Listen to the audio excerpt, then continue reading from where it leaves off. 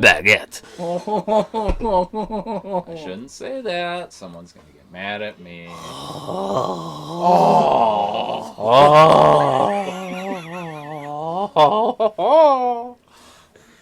Now, all we have to do is play Pamplemousse. Pamplemousse. No, I was going to say, now we have to just play the Pornhub intro song. After all that moaning. Okay, this is the Zooming Hoosk podcast, and I am your host, Dustin DaHusky. And I am Nimadro the Canadian Lynx from the Midwest, don't you know? And I'm Ricky. I was on here once, and now I'm on here again. Today's technically not my birthday. Yesterday was my birthday, but, we're just celebrating anyway today, because why not? happy birthday. Happy birthday. It's Stitch. Is it Stitch? Hi. Oh, God. I don't know. No, now it sounds creepy. Just a little bit of a heads up. Curtin's not here. It's a family emergency he has to attend to, so he is not present. He'll be back in the next podcast. But we have new guests. And we're going to take podcast to a whole different level. Oh, yeah. Whole different level. So, how have you been? Very, very busy. Very, very busy, huh? Yes, it seems in this podcast that there is lots of talk about work on several different episodes. But I'm not going to talk about work because that is what my busyness is about. So, busy, work, end of story.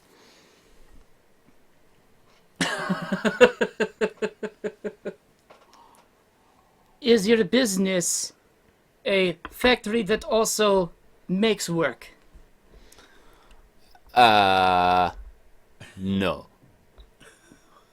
I don't know. Oh. It is a business that makes things out of plastic. Lots and lots of plastic. This accent needs to end right now. So I'll go back to speaking normally. Yeah. Yeah. Ugh.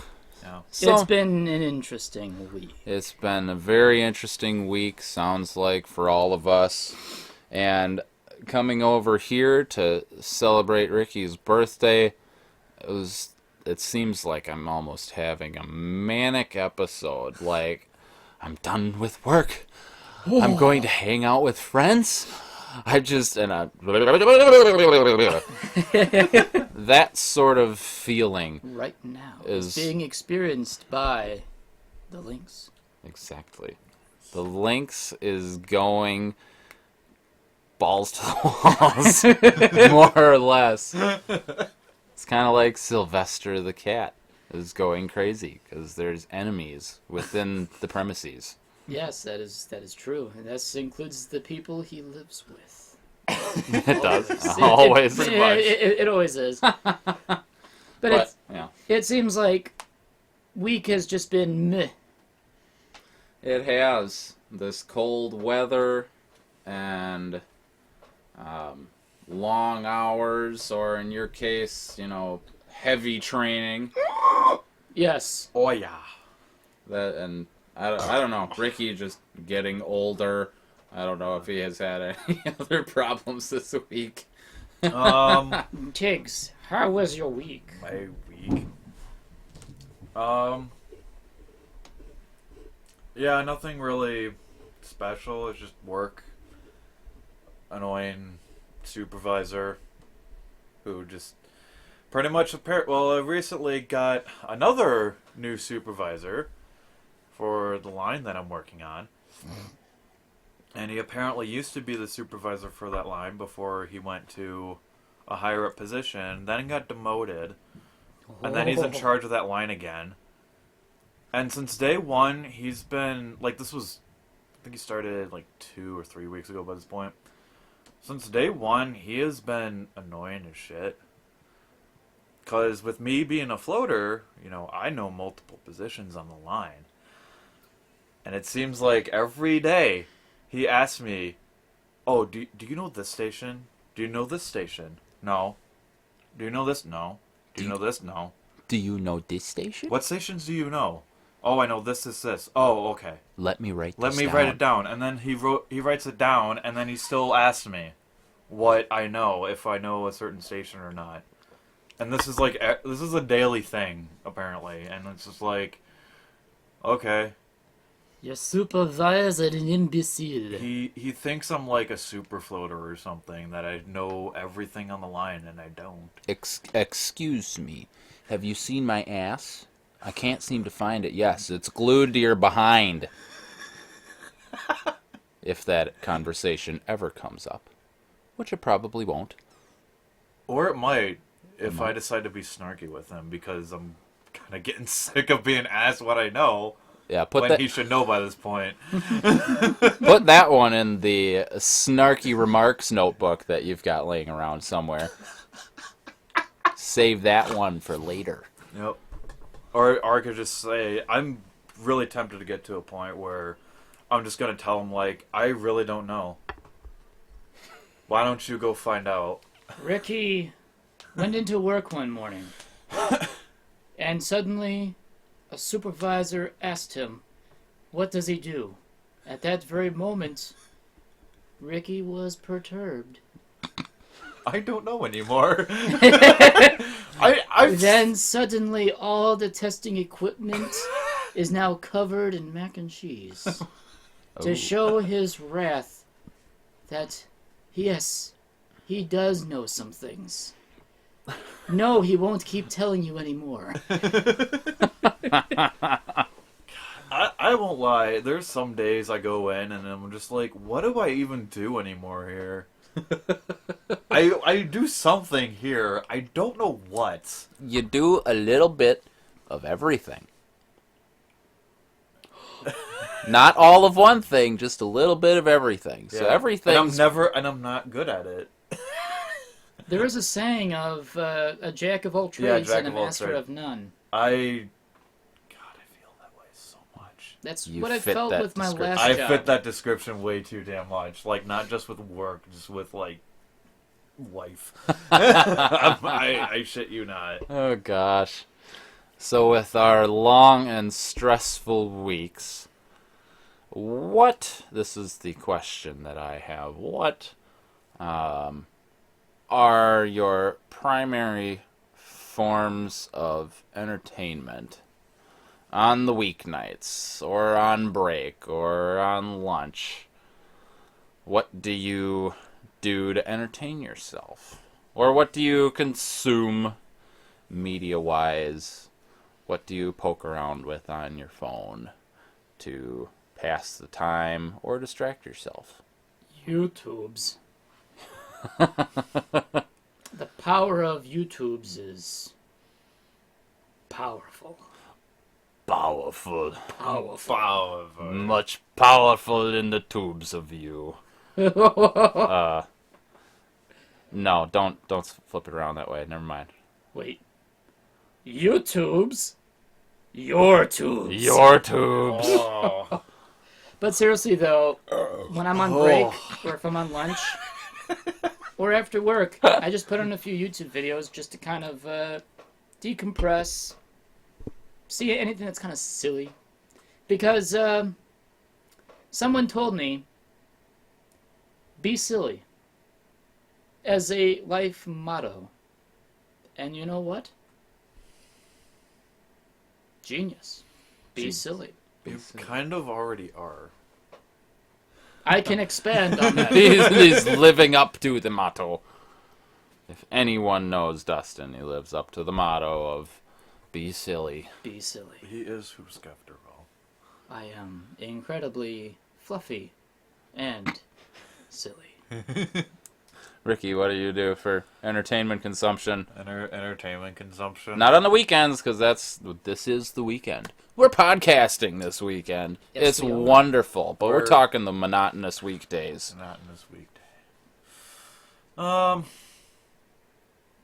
Browse Twitter, look at furry art. Now, Porn. Well, okay. But for the most part, I guess, I'd probably be just play RuneScape. I play the game way too much. That's right. Oh, I forgot about RuneScape. If you've played it before, like way back in the day, and when you were in like middle school, probably, it's a lot different now. I was 10 years old. I was down in Florida for the first time at my aunt and uncle's house. And while browsing the internet on this old Intel Celeron, wish it was a Pentium 4 computer, I found RuneScape. And I'm like, this looks really cool. So I tried to download it. But when you're in Florida and it's the early 2000s, the salty air basically destroys all the cables, either in the air, hanging on the telephone poles, or going to the house. So the internet would go in and out. It took 5 years to load the game. And then the computer just didn't have the power to display these terrible RuneScape graphics. Yeah, they were pretty primitive back in the day, but hey, it was still fucking awesome. Yeah, but the internet could not cope with this wonderful game, so I spent a half hour lagging around the screen, being confused. So you actually were able to play the game? I played the game. Did you get off Tutorial Island? No, I said, this sucks, and then I closed it. And I so you couldn't get off Tutorial Island? No, I probably That's also I probably also had to go back home to Wisconsin. Yeah. I'm trying to remember. I think that it must have been either that same time or it was another time that I was down there. There was a Nintendo Wii, and I played Legend of Zelda, Twilight Princess, and I played the shit out of that game. That's a good game. Because that one's got a super furry vibe to it. Yes, totally. Because you are, cursed and the curse across the land, but you get turned into a wolf. And you run around like, this is really cool. Like this, wow, what is going on? I really just want to keep playing this. I'm playing as a wolf, but I was a person before. And it's so cool. And then I didn't get to finish that game either because I had to go home. And I never finished it again because we don't own a Nintendo Wii. So somehow RuneScape bled into Nintendo Wii there, but that's what you do with your free time during the weekdays. Yep. And what do you do on your free time on the weekdays? Well, I don't play RuneScape. And I don't play Nintendo Wii because I never owned one and now it's really old. Yes. But I also consume lots and lots of YouTube. Lots and lots of YouTube. What kind of YouTube? What kind of YouTube? Well, you didn't describe what sort of YouTube you watch. This is true. This was very general. It was very general. So you must give a brief description of your YouTube activities, and then I shall describe my YouTube activities. Well, as you all know, I like automobiles, and I tend to watch Jay Leno's Garage because he has many, many nice machines. Then I also like to watch Mighty Car Mods, which is two Australians absolutely modding the shit out of their vehicles. And often enough, they always say, why can't we buy a clean car? This car is full of pubes. Really? Oh, Yes. shit. And, But in an Australian accent. oh, yes. Why can't we buy a clean car? Why can't we buy a clean car? It's covered in pubes. Oh, no, this thing's blonde. Oh, God. I put my socket down for 1 second, and there's already one on there. Okay, now I must tangent, because you said blonde. There's a wood stove at home, and I must keep it burning, because the people that usually keep it burning aren't around right now. But I was instructed, put this little gauge, this lever at this rate, and then you see this little hole here. You can either leave it shut, or you can open it up a red snatch hair. Like, what? That's how wide open it is, a red snatch. What if you go further open? Well, then that's a blonde snatch hair. And I'm like, What? Okay, thank you for the information. You have to wonder if people shoveling coal onto ocean liners use that same methodical accuracy, except they're probably like, oh, yes, the pube of an Irishman. You want to go that wide. Okay.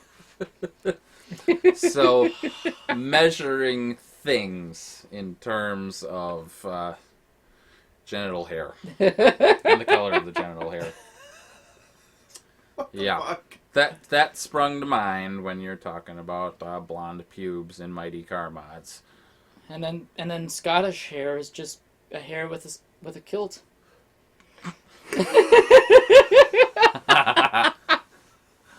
And you're like, what is this? And you see this little plaid thing, and then you hear in the background.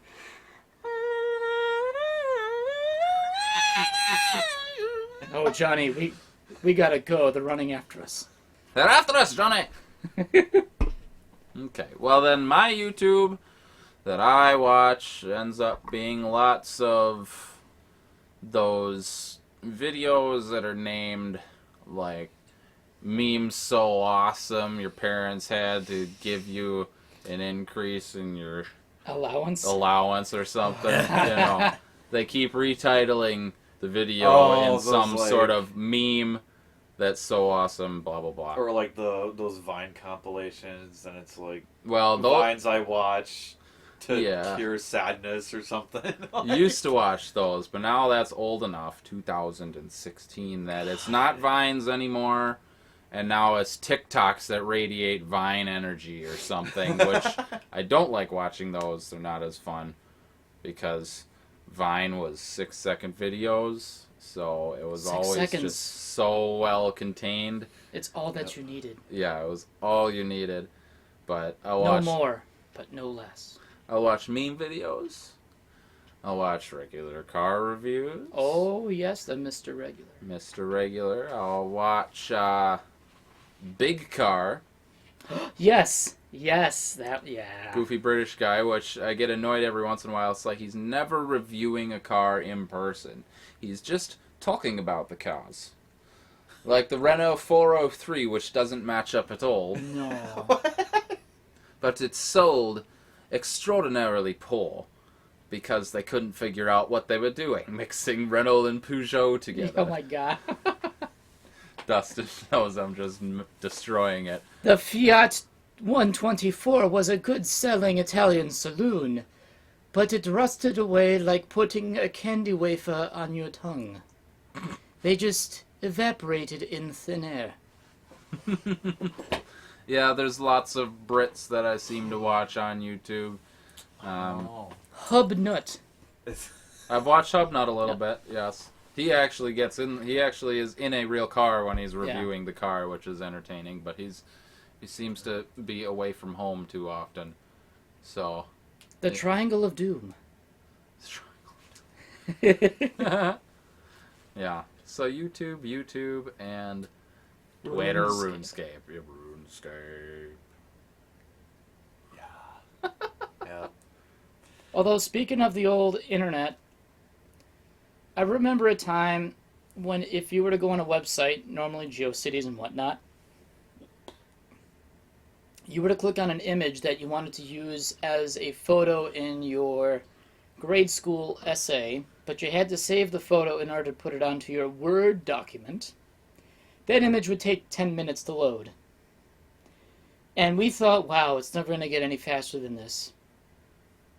Because even before, sometimes it took 15 or even 18 or 20 minutes on some high-res photo that you just can't seem to get any faster. And you thought, wow, 10 minutes.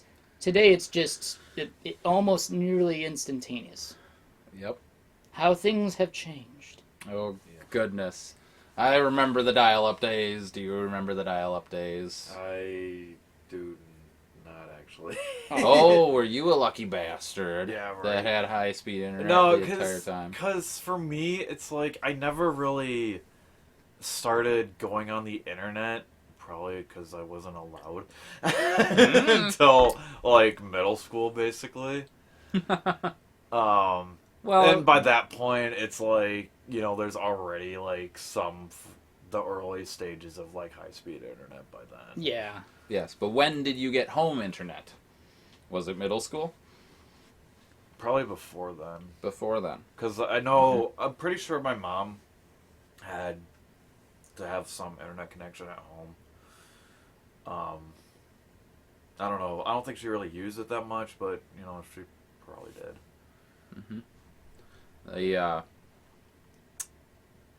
We had dial-up for a very, very long time.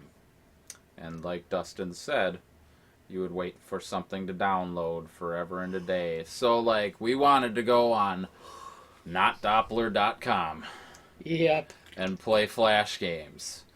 But we didn't have the Flash plug-in. So we had to download, like, a 3 megabyte file. And you'd hit download, and that thing's connected, and you're going, eight kilobytes a second.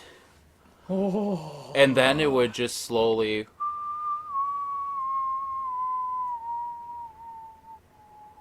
and level out around 2 or 3. And for those who haven't thought about the math of it, 3 megabytes would be like 3,000 kilobytes. So you have 3,000 kilobytes going at 2 or 3 kilobytes a second. You're going to wait like a half hour or an hour to download Flash, to go wait another 45 minutes to load the game on notdoppler.com. I just want to play Impossible Quiz 2. And then someone would call. Yes. Oh my god. And bump the internet connection because call waiting was enabled. That was a service you'd pay for. So do you want to answer this call while you're on another call? Well, the other call was the internet. So when this person who's actually calling showed up, then Priorities. Priorities. Talking to a real person instead of being on the internet. What are you doing with your life? And it was very frustrating as a child. We had dial-up until 2006, and my dad always used the phone almost on a daily basis, so we barely got anything done if we had to do research online.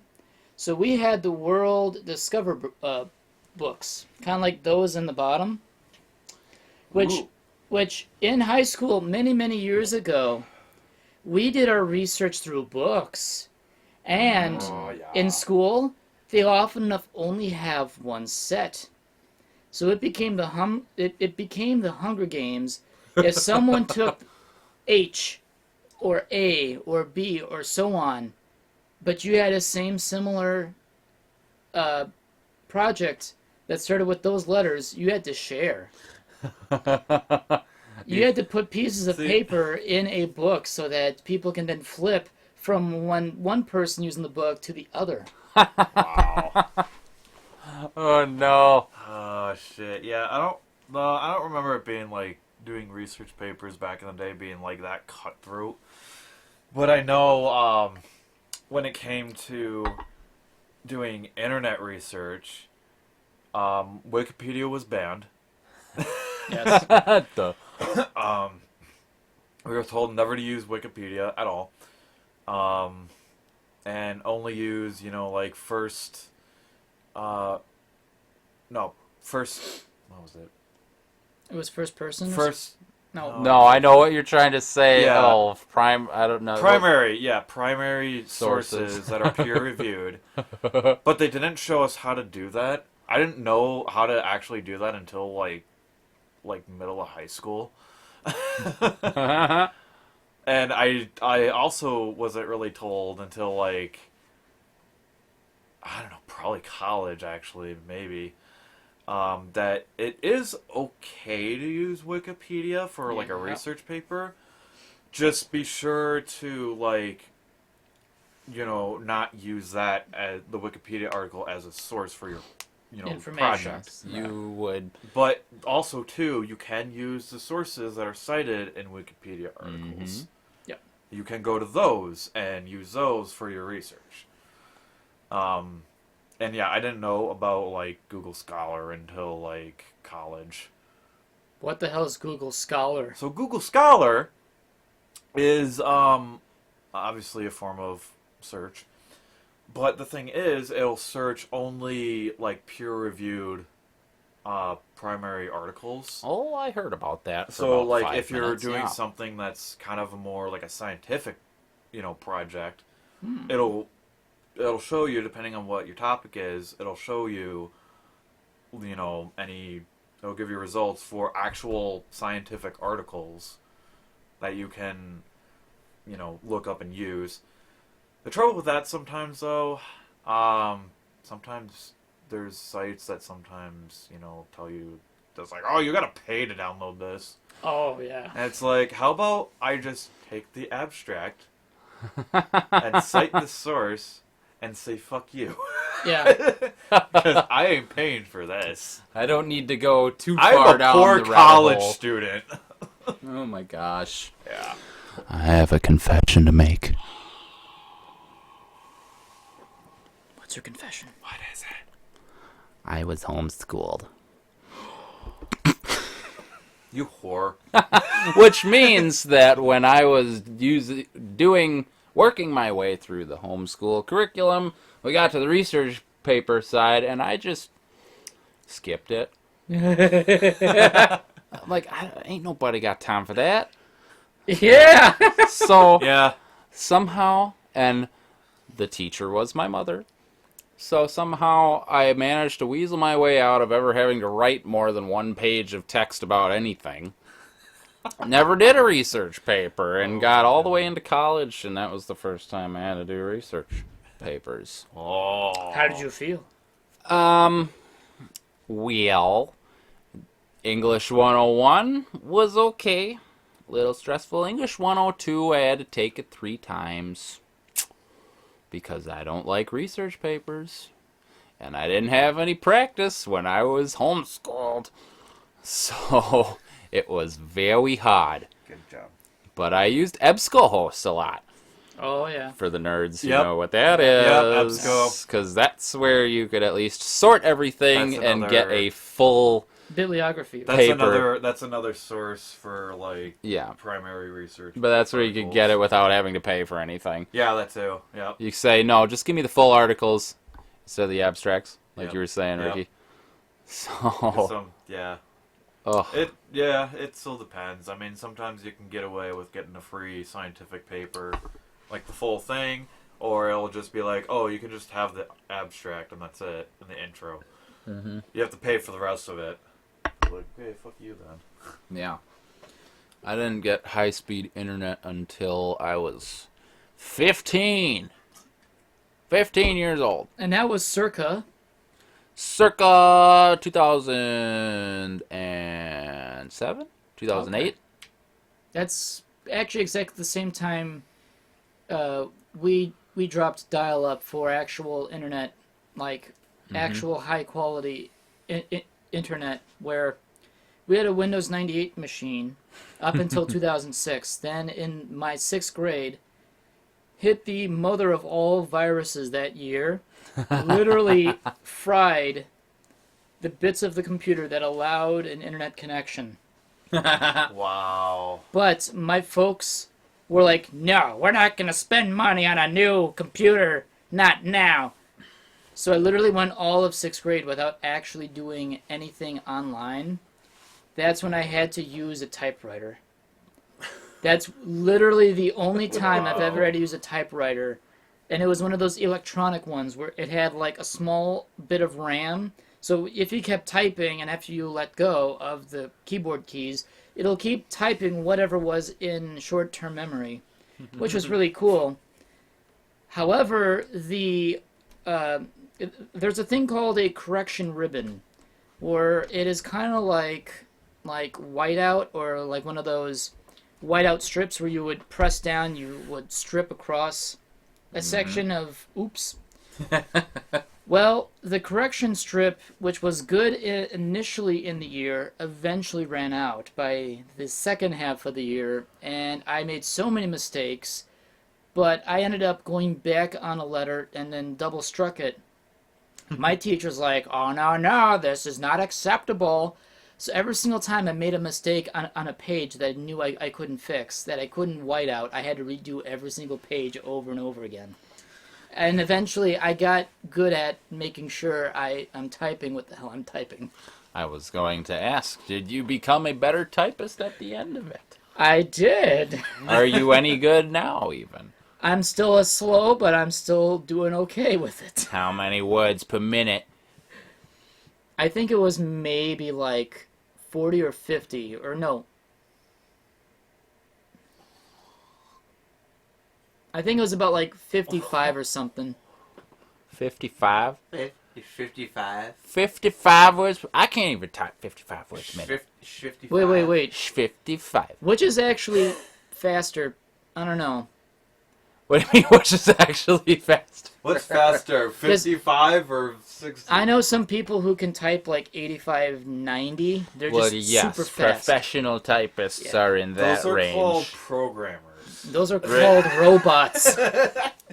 Yeah, Ricky, how fast can you type? How many words per minute? I have no idea. You have no. What was that? You haven't done a typing test on the internet at any time? No. Did you What ever the heck? take all the right type? What? Oh, okay. Type you know Okay. how? So I did actually. I was required to take a You want more water? like a typing class, and what? Was Yes, it? more water, please. Okay, it's very delicious. So I was required to take it was like a computer typing class basically in, oh fuck, I think it was my freshman year actually of high school. The sad thing is we never used Mavis Beacon. We never used Mavis Beacon to teach us typing.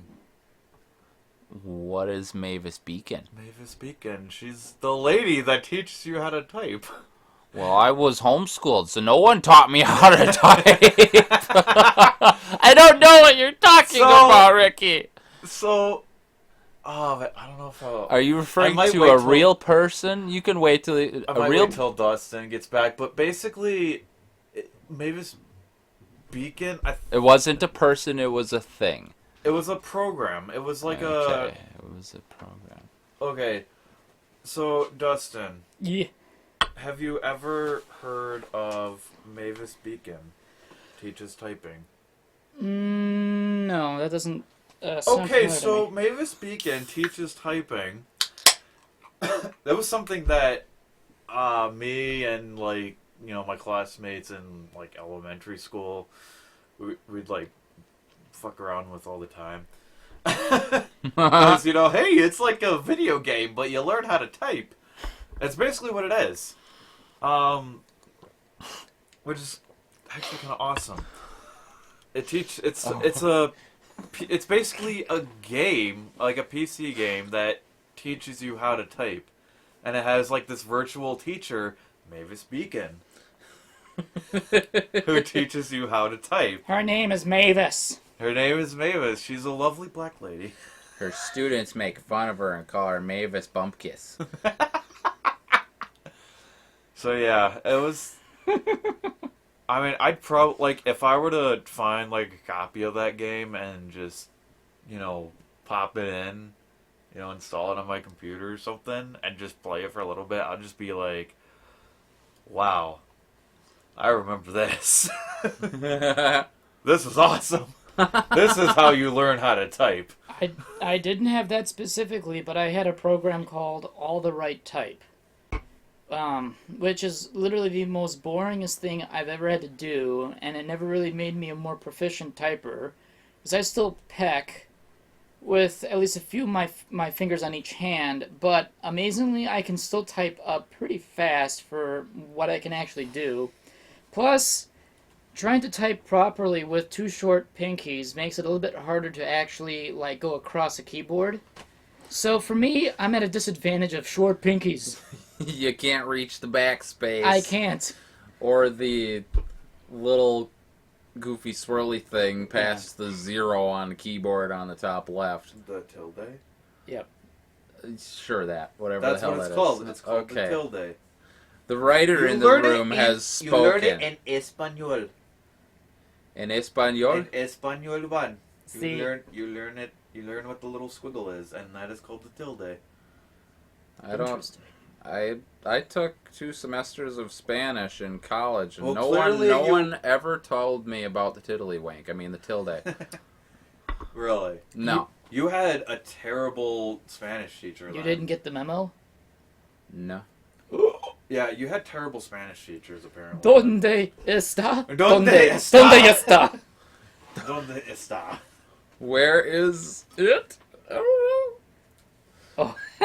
Oh my gosh. No, it's this one thing from Chowder of, I don't know if any of you watch Chowder on, I don't watch on Chowder. Cartoon Network. For those who may know what I'm talking about, yay. For those that don't, go on YouTube. Type up, well, if you don't know how to type up Donde Está, just type down Chowder, like clam chowder. And hopefully you'll find something similar to like tomatoes talking to each other. I don't know. Oh, were you supposed to show me a video about... Did that come up in conversation earlier? I don't know. Or that I was don't know. you with someone about an orange and a penis. Yeah, Oh, he no, mentioned yes, the that was orange actually and the me, penis. yeah. But that's not related to chowder? No. Okay. That is an Thank goodness. entirely different thing, but No, I'll have to show that to you Chowder- afterwards, though. Chowder's a family-friendly show. Yes. They wouldn't mention, like, a penis. No, that would be No. funny, though. That would be funny. Oh, Cartoon Network, your only- glory days are once again upon us. The only time they'd mention, like, a penis on that show is if it was something on Adult Swim. Yeah. Cartoon Hangover! It's also what is one of their channels. Adult That's- Swim, Cartoon Hangover. That's not part of Cartoon Network, though. That's, like, its own thing. What about Toonami? I think it came up. Toonami's old school, man. Toonami. Yes. That's That's like that the in-between- spaceship going through space and It's- the robot guy saying, coming up next.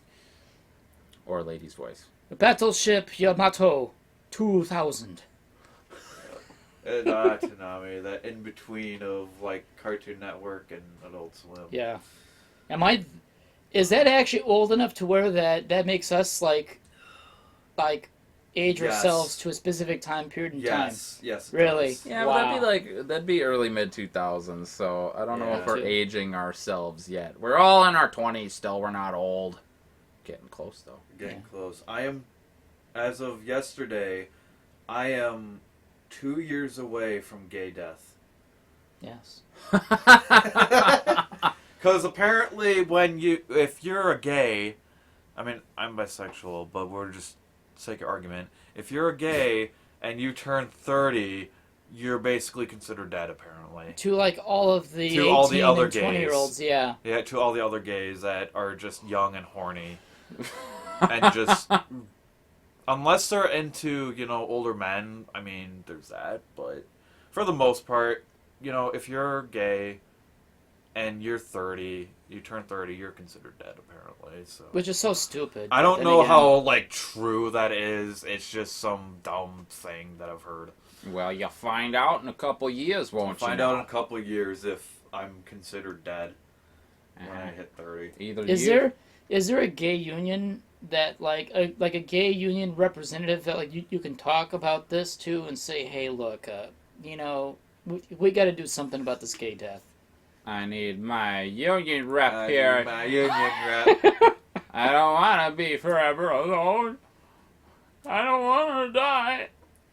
I don't know anymore. Give me don't my know, Mark. emergency tiramisu. Where did you say tiramisu? No, tiramisu. Tiramisu. Tiramisu? That's what you said, tiramisu. What about, wait, I thought you meant, I was thinking, for some reason, I was thinking, like, emergency dim sum. Like, Is that a dessert? no, No. but I feel like that's just a very gay thing that gays have. Unless it's just more furry, I don't know. Well, but do you eat dim sum? no. Well, what? Because I'm bisexual, I'm not gay. So if you're bi, you eat tiramisu, and if you're gay, you eat dim sum, is what you're trying to tell me. If you're bi, you're just... We're making some sweeping stereotypes here right now. No, about if food you're... groups. Okay, like, no, if you're So bi... what do I eat since I'm straight then? You eat nothing. Oh, I don't eat nothing. Well, I'm going to So- wither away before the so- end of the episode. So then in Nice this to case, be with all of you. so then, if gay death for gay is, what is that? Turning 30. No, but the food. Dim sum. Dim sum, and then for bisexuals it's tiramisu. So for straight death, that's so strange. For straight death, Or straight death. what would that be? Normal death Neural of old age. Oh my god! Oh shit! I don't even know anymore. This conversation You know what? We got Wait a this minute. really got dark. confusing. This got dark. Dark. Custard. A little it's just bit. con- Custard? From Culver's? You had too much Culver's and then you die? Like- That's the Midwest cis, That's- no, that- after 30. Actually, no, that's more... That's just like the Midwest. Are we going death. full on Wisconsin? At that point, it'd be cheese curds. On Wisconsin, give me my fried curds. They squeak in my mouth. That sounds wrong! Well, we could change it around, of course. We can, but I don't think we should. Cheese curds, oh, they're so round. Cheese curds. Don't pick 'em off the ground. I don't know. He's singing about cheese curds. The musical. Oh. It's just I'm nothing surprised- but people with guts I'm stage. But you know what? They're graceful. They twirl and jump around. I'm You didn't expect surprised- it? Men of like 290 pounds, but all of a sudden, professional ballerinas.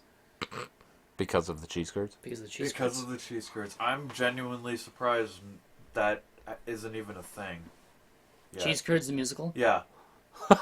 That'd be like the most like Wisconsin like musical And ever. then when we hit triple platinum, it becomes Cheese Curds the Opera. However, there's this other musical that's very Wisconsin that I have heard ads for, and it's called like Guys on Ice. Oh, And what's it's, and it's literally just, it's basically just about ice fishing. Oh. It's a musical about ice fishing, and that's it. Oh my gosh, I was being a bit of a weeaboo because But that's an actual thing. That's an actual thing. When Yeah, you said apparently. guys on ice, I immediately thought of Yuri on ice. What? Yuri on ice. Oh god. That's an anime. That came to mind. Is That's- it one of those gay animes you like watching? Well, I don't know that I Apparently. like watching them all the time. You I end like up it. wa- Well, no, you end I up do. watching the very gayest animes. Yes, as my friend RJ says, I watched Yuri on Ice, and that's the gay lovers ice skating in competition. Didn't you watch like a gay bike anime one time? Yes, that was Yowamushi Pedal. And they're all just like all about cycling at top speed and winning, but there's no innuendos going on. It's just everyone's going ha, and you hear and their feet go faster and they go up the hill and they get ahead for like 5 minutes of the episode, and then they go, I'm gonna pass out, and then the bad guy on the other bicycle is like, haha, I was always going to win, and they I can just imagine like some Fast and Furious scenes from this anime, and then you have like Shimano like gear sets like downshifting and whatnot. Then you hear like around a corner or something. Exactly. Well, and then they'd have they'd have like the enemy team, the one guy on there would basically eat an energy bar, like a protein bar, and that was his nitrous oxide, and then he just And they're like, what happened? He's not allowed to eat while riding Protein bar, go! Yeah. And he was like, Didn't you also watch like a gay tennis anime? Oh, I've heard of this. Or like a gay basketball anime? Or a gay volleyball anime? All of the above. All of the above. It's just gay sports. I felt like there was another None like, of the above. I felt like there was another like just super gay anime that you watched. can't no, I remember made you what. watch it though, but it wasn't a sports related one. Oh God, there's been With the there's a- cross-dressing guy, which is too many shows. But it, shit! Princess, I know what you're talking about. Princess like jellyfish or something. Yes, Princess jellyfish. That one. That started off like super weird, but then like, okay, this is not that bad. It got good kinda and good. serious, and oh my gosh, I just remember the end when the little old lady had to like fix a dress. God, it's been a while since I've seen that one. That's super funny. And then actually this one's not as funny, but then there's Durarara. Durarara. Well, I think Durarara's I think funny. that was more like I just happened to see you watching that like a few times, and I'm like, you know what, I'm gonna watch it myself. And then I watched it myself. I'm like, this is actually pretty Yeah, cool. well, you have the intro where there's the really strong guys, usually wearing the vest and pants. I think he was blonde, but one of the early episodes, he gets mad at someone and he kicks him. Oh yeah. And kicks him out of his clothes. He goes flying off into the background, and Oh my God. all his clothes get ripped off except for his underwear. He's like, "Ugh!" And then so, and hot spandex headless rider lady on a Yeah. motorcycle. Yeah, pretty much. Really funny. Very funny in later episodes. That little relationship. Doctor's like, I'm going to study you for science. Well, your head's somewhere, but we'll get there eventually. What do you want for dinner? I think like the most peculiar anime that I've watched in a long time, and I turn back to it here and there because of like somewhat historical accuracies, that it is about these, of course, these girls, which in animes you either get girls or women or really, really awkward and funny dudes. And there's these girls that have like propellers and wings for like boots. They're called strike witches, and they're literally like taking flight from an aircraft carrier, shooting down enemy planes with a machine cannon in hand that is like twice as big as them. And every single time that they go into their mechanical boots, they like transform only in the way of they get cat ears and a cat tail. But every single time, any single time that this transformation has occurred, I shit you not, every single time each individual person gets their own transformation scene of, oh, ears, tail, in like the most awkward, Sailor Moon-esque. way, yeah, So it's basically just like any magical girl anime. pretty much. Another variety. Except Maybe they're- a little more they're icky. part like plain. Except they're like going to shoot like these alien aircraft that are based off of World War II fighter planes and whatnot. They have to shoot them out of the sky, and they're using giant like 20 or 30 millimeter machine cannons that they can obviously hold incredibly easily in flight and handle recoil as such. I don't know. It's just That is goofy. Anime. Yes, anime. anime. You don't make Oh. any sense, but you know what? We still love you anyway. We love you, Nichijou. Oh, Nichijou. That's definitely one of my favorites for sure. And you're talking about transformation sequences and flying around, magic boots, basically. It's talking about like a magical girl anime where they're basically like human World War II plane. Yeah, I watched. Strike riches! There's there's another one that's like low key vor the whole time. that's on Netflix, and I forget the name of it, but they're basically dragon pilots. And the dragons themselves are disguised as planes. What? Like, the Japanese government, like, equips them with plane stuff so they can kind of contort themselves into a plane. But the way that they would pilot the dragons is the dragons eat them. They just go, howl! And then they're just kind of sitting somewhere in limbo between the esophagus and the belly. And it's particularly slimy looking the whole time. Wait, they show that scene as well, like, Yeah, they're like, oh, what's going on? And then, but then, not this again. as long as they are in sync with the dragon, they won't get digested. But if they're out of sync, basically a mental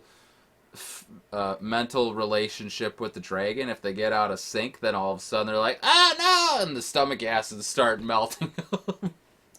There was a lot going Wow. on. There's a lot going on. This is on Netflix? Yep, it's on Netflix, and it's Holy shit. it's not in a stereotypical anime art style. It's it leans a little more on like a kids show feeling vibe, but But your there's protagonists are getting eaten by dragons in order to fly with them, in order to That is so weird. save the day or something. save the day. Yeah, actually, no. There's a once in 1,000 year like ceremony that they have to train for, to guide the big mama dragon to the right place so she don't wreak havoc upon the earth or something. Yeah. So what is that, like a Betty bomber or something like that? They kind of go back and forth between World War II plane flashback scenes of an older pilot and then modern, all sorts, like a fighter jet or a radar plane that's like a heavy cargo plane, and That's interesting. yeah, it's like a mini series, 12 episodes or something. I'm gonna try to look this up. Yeah, I We are out of Sounds sync. weird. Nom nom. What is it called? I couldn't remember, but Okay.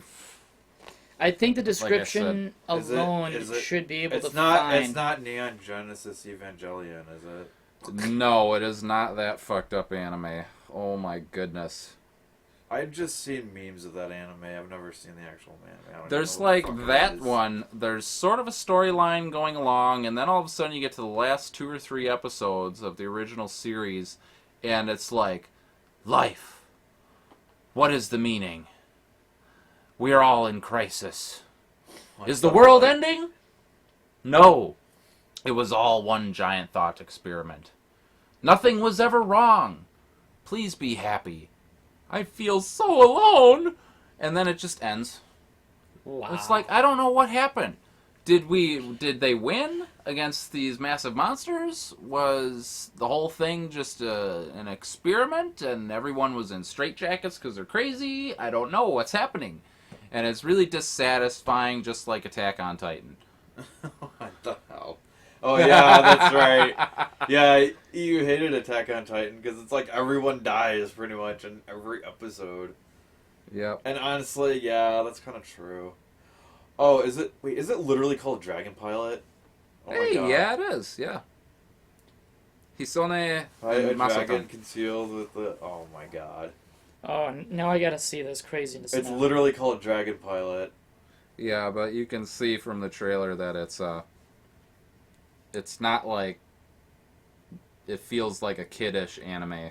It does, even just. Animation. Besides stuff. the Yep, and 12 stomach episode. acid. Yep. So you can download episodes to your phone. Holy shit! I didn't know Yes, Netflix allows you to download episodes for offline viewing. These things are so adorable, but still. that. Can I like save this to like my watch later or something? Oh, here we go. Add. Dragon Pilot, Add to my list. Hisone, and Mazotan. Yeah. It's fun. It's not nearly as kinky as Beastars. Oh god. That second season, I've heard.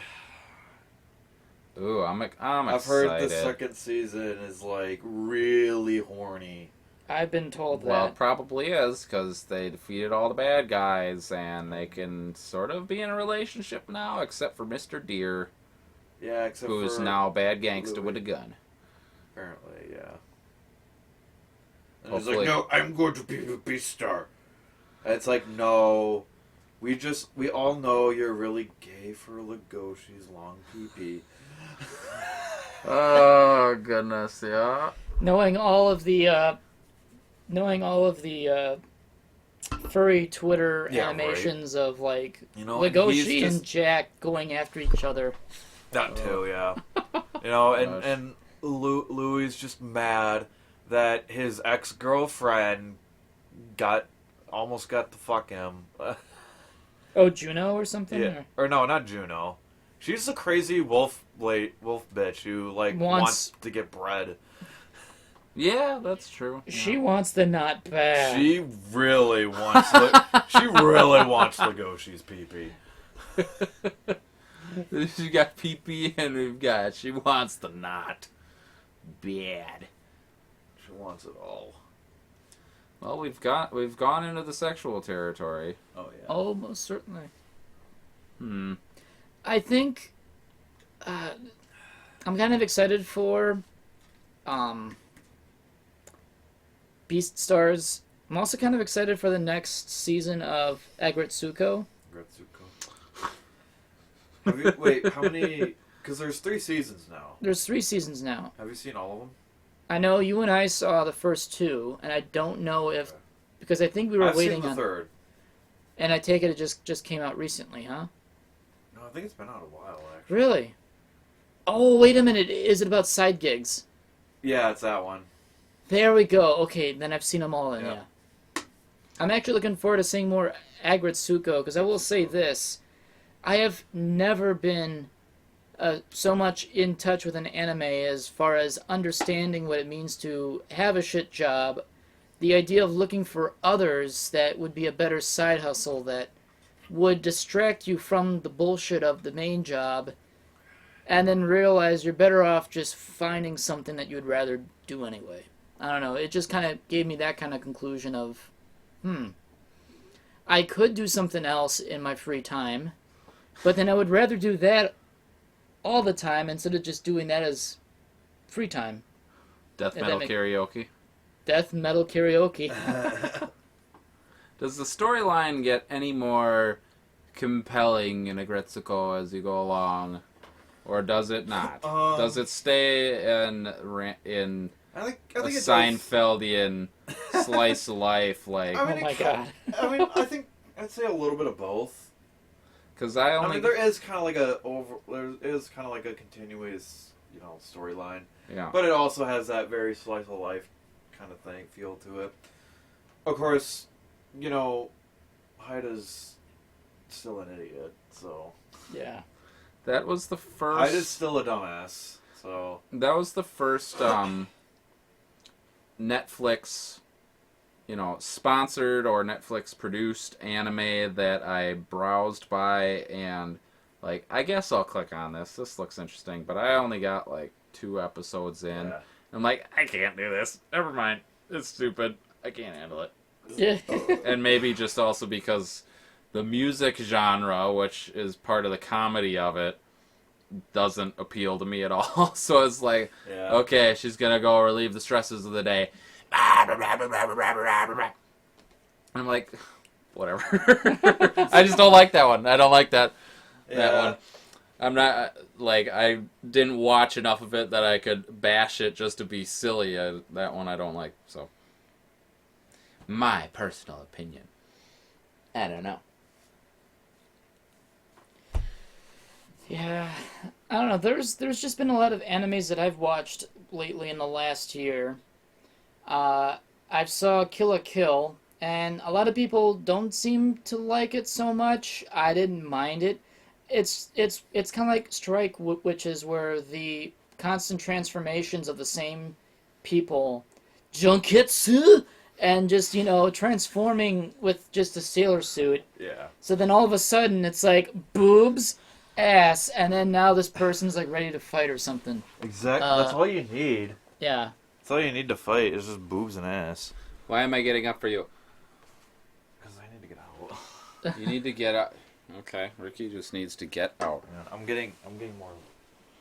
Oh, more liquor. Yeah, more liquor. Except I need ice. So then there was, so then I saw last year, which actually last year was a big year for me in terms of watching anime.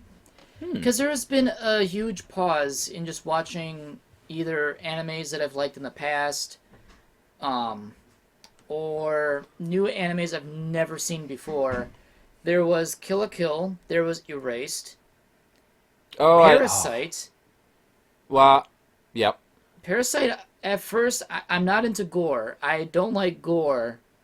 But, you know what? It wasn't that bad, and I've actually enjoyed that show. That's one where he lost his head and it's like a lizard head? Yep. Yeah. Yep. I watched that one. And the other odd one you mentioned in the first place. That was Erased, right? Or was it... Or no, Kill I la did Kill? not watch Erased. That's why I went, oh, because I kept scrolling past that, but then I did watch Parasite.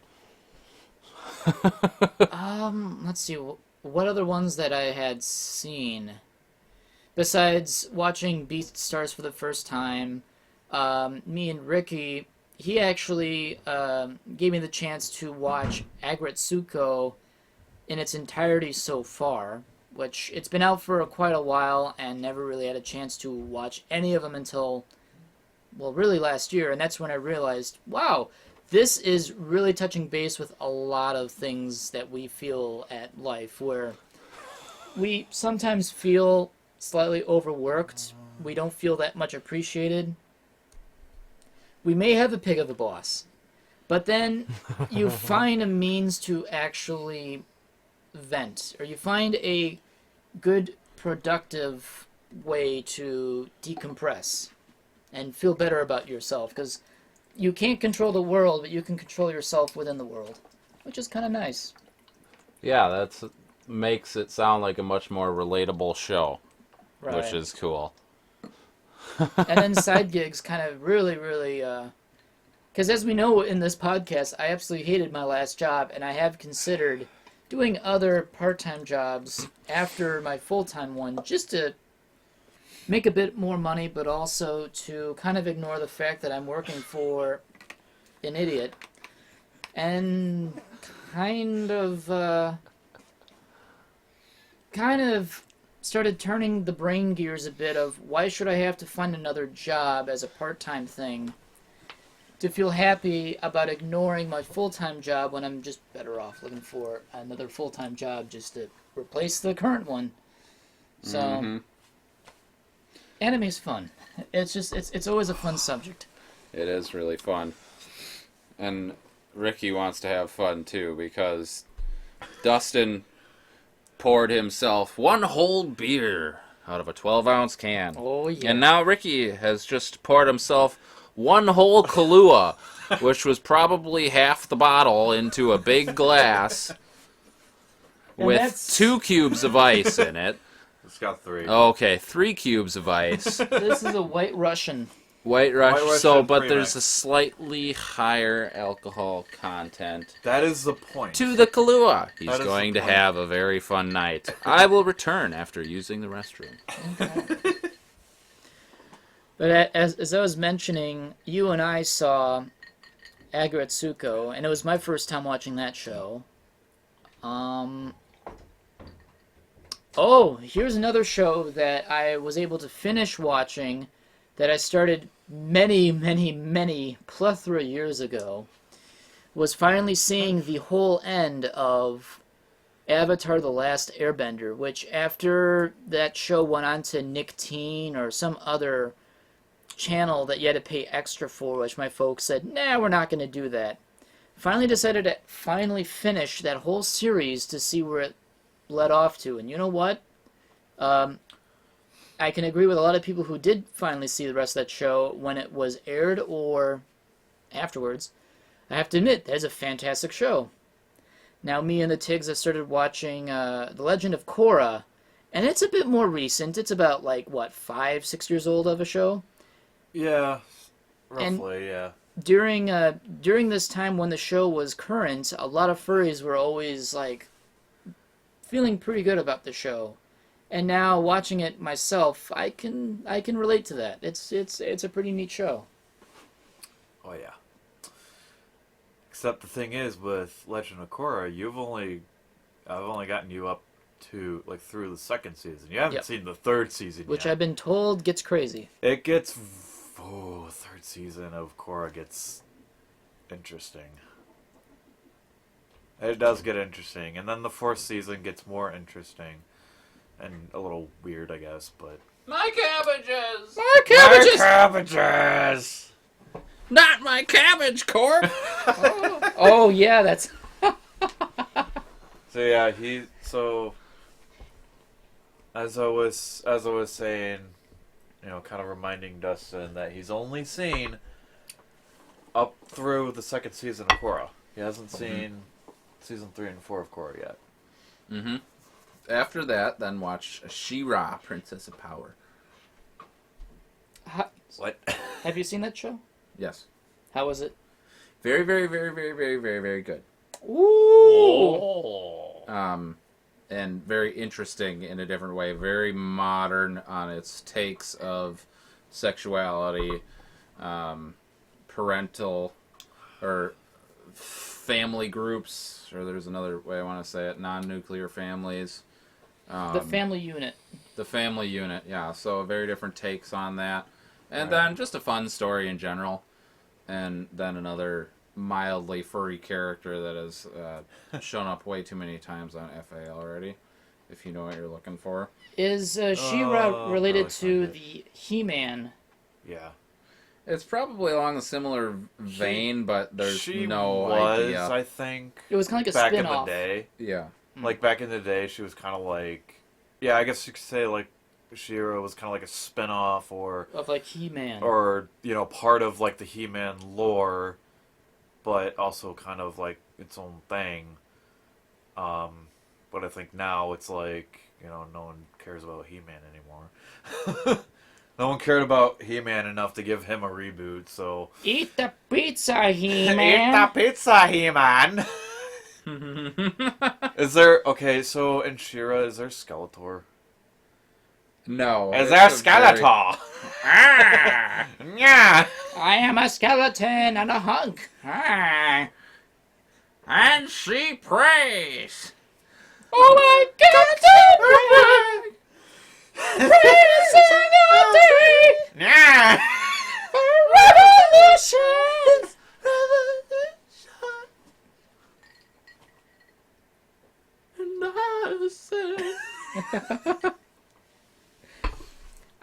I went to New Year's Eve Con in Chicago back in 2012, and it was the only time I ever went to one. And we had all rented out a hotel room with a whole bunch of furs from across the Midwest. And there was one couple that apparently got there and fell asleep the entire event. So I decided to be evil and started putting down the 24-hour He-Man extravaganza of that song. It was on repeat for 24 hours. And since we got back into our hotel room after the bringing in the new year, that video had already been played for about 14 hours at that point. No one else bothered to turn it off, and they were still passed out asleep. How? Yeah. How would you be able to sleep for, 2 days straight? Well, actually, Or longer? New Year's Eve Con was a one-day event where it would start noon of the 31st, going on until about midnight, a little bit after, and then by noon of the next day, the hotel kicks us out. Oh, okay. But it was interesting that some of our roommates never actually participated in any of the festivities. But we decided, hey, I'm going to put a video up because which apparently in this hotel room, there was a computer. And I decided to just type up on YouTube the video, and I just said, oh, play. You think that they'll wake up to this? I doubt it. And then by around 2 or 3 a.m. in the morning, when we slowly made our way back to our room, the very first thing that we saw was that laptop with that video still being played 14 hours later, and those two are still passed out to hell. And they were the first ones to leave next morning, so they literally... Actually, we don't even know who the hell they are. To this day, I actually don't know who the hell they are. You were sharing your room with strangers? I mean, furries can be strangers, but those are total strangers because they didn't say more than 2 words to say, okay, we're going to bed. And like, oh, all right, well, then we'll see you later. And then they fell asleep during the whole thing. Wow, they got all their partying in before the party started. Dude, Yeah, yeah. apparently. What the? It happens. It happens at many different functions, and they don't have to be furry. That is certain. They can be normal family events. There was a time when I went to a fur meet in Illinois that I drove 2 hours to, stayed there 4 hours, and then drove 2 hours back. I was there at the same amount of time that I would be driving the whole distance.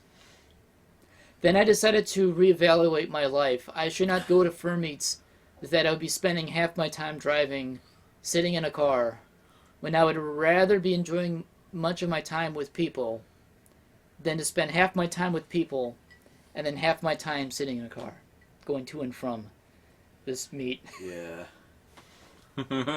And I don't even know what meet it actually was. It was just that long ago, but...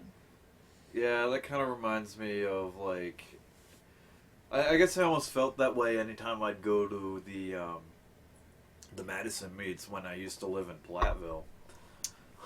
Because I'd always have to drive, like, at least an hour both ways just to get to the meet. And it's like, alright, well, better make the most of my time here. Yep. And it's like, I'd, stay the whole meet, and then... And I kind of did this for a while, but... There were a couple times where I'd go with a group to Denny's, and then I wouldn't leave Madison until, like, 2 in the morning, and Yeah. I'd get back to Platteville at 3 in the morning. Ugh. And then it's like, alright, well, I guess I'll sleep. I suppose. Still not as long of a drive as the Downers Grove meet. Though I Yeah. will say, I'm That's- sure that drive is. Oh God, I got a burp. As is tradition. Okay. I think I'm good now. Think you're good? You don't have anything else to say that will be followed by a burp? No. Okay. No, like I would think the drive down to Downers Grove is a little more exciting than the drive to Platteville. Yeah. Because driving to Platteville is boring as shit. Well, driving to Downers Grove... There is nothing. You leave the Madison city limits, and there is nothing. Yes, that is true. There is nothing until you get to Dubuque, and then when you get to Dubuque, it's just rust and sketchy neighborhoods.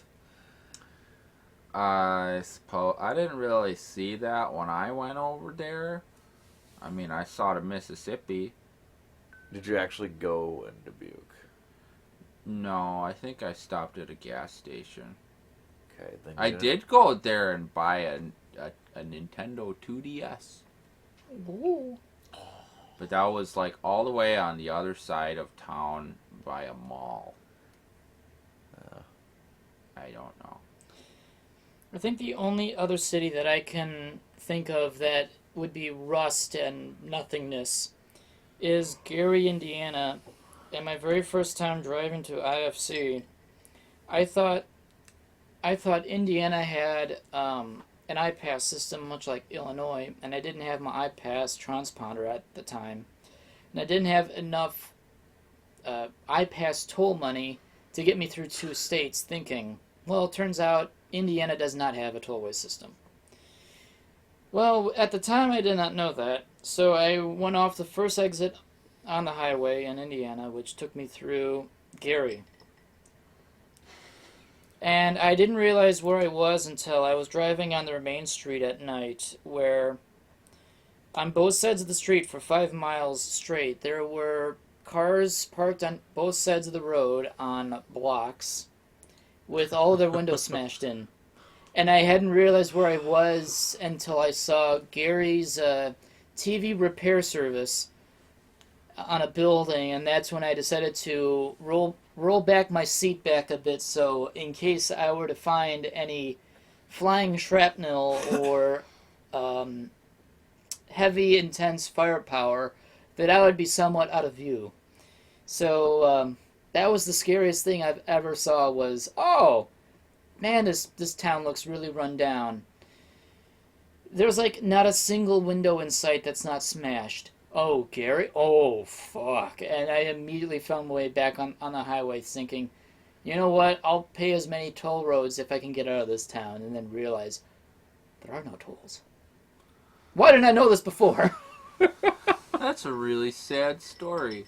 Because I think of Gary, Indiana, and I think of the Music Man musical, and there's a little pipsqueak in that one that sings a number about Gary, Indiana, Gary, Indiana, Gary, Indiana. Yeah.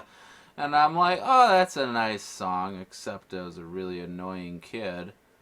And you're talking about cars on blocks with windows smashed in and making it sound like the ghetto, even though there's absolutely nothing in Indiana. Yeah, there's no... Yeah.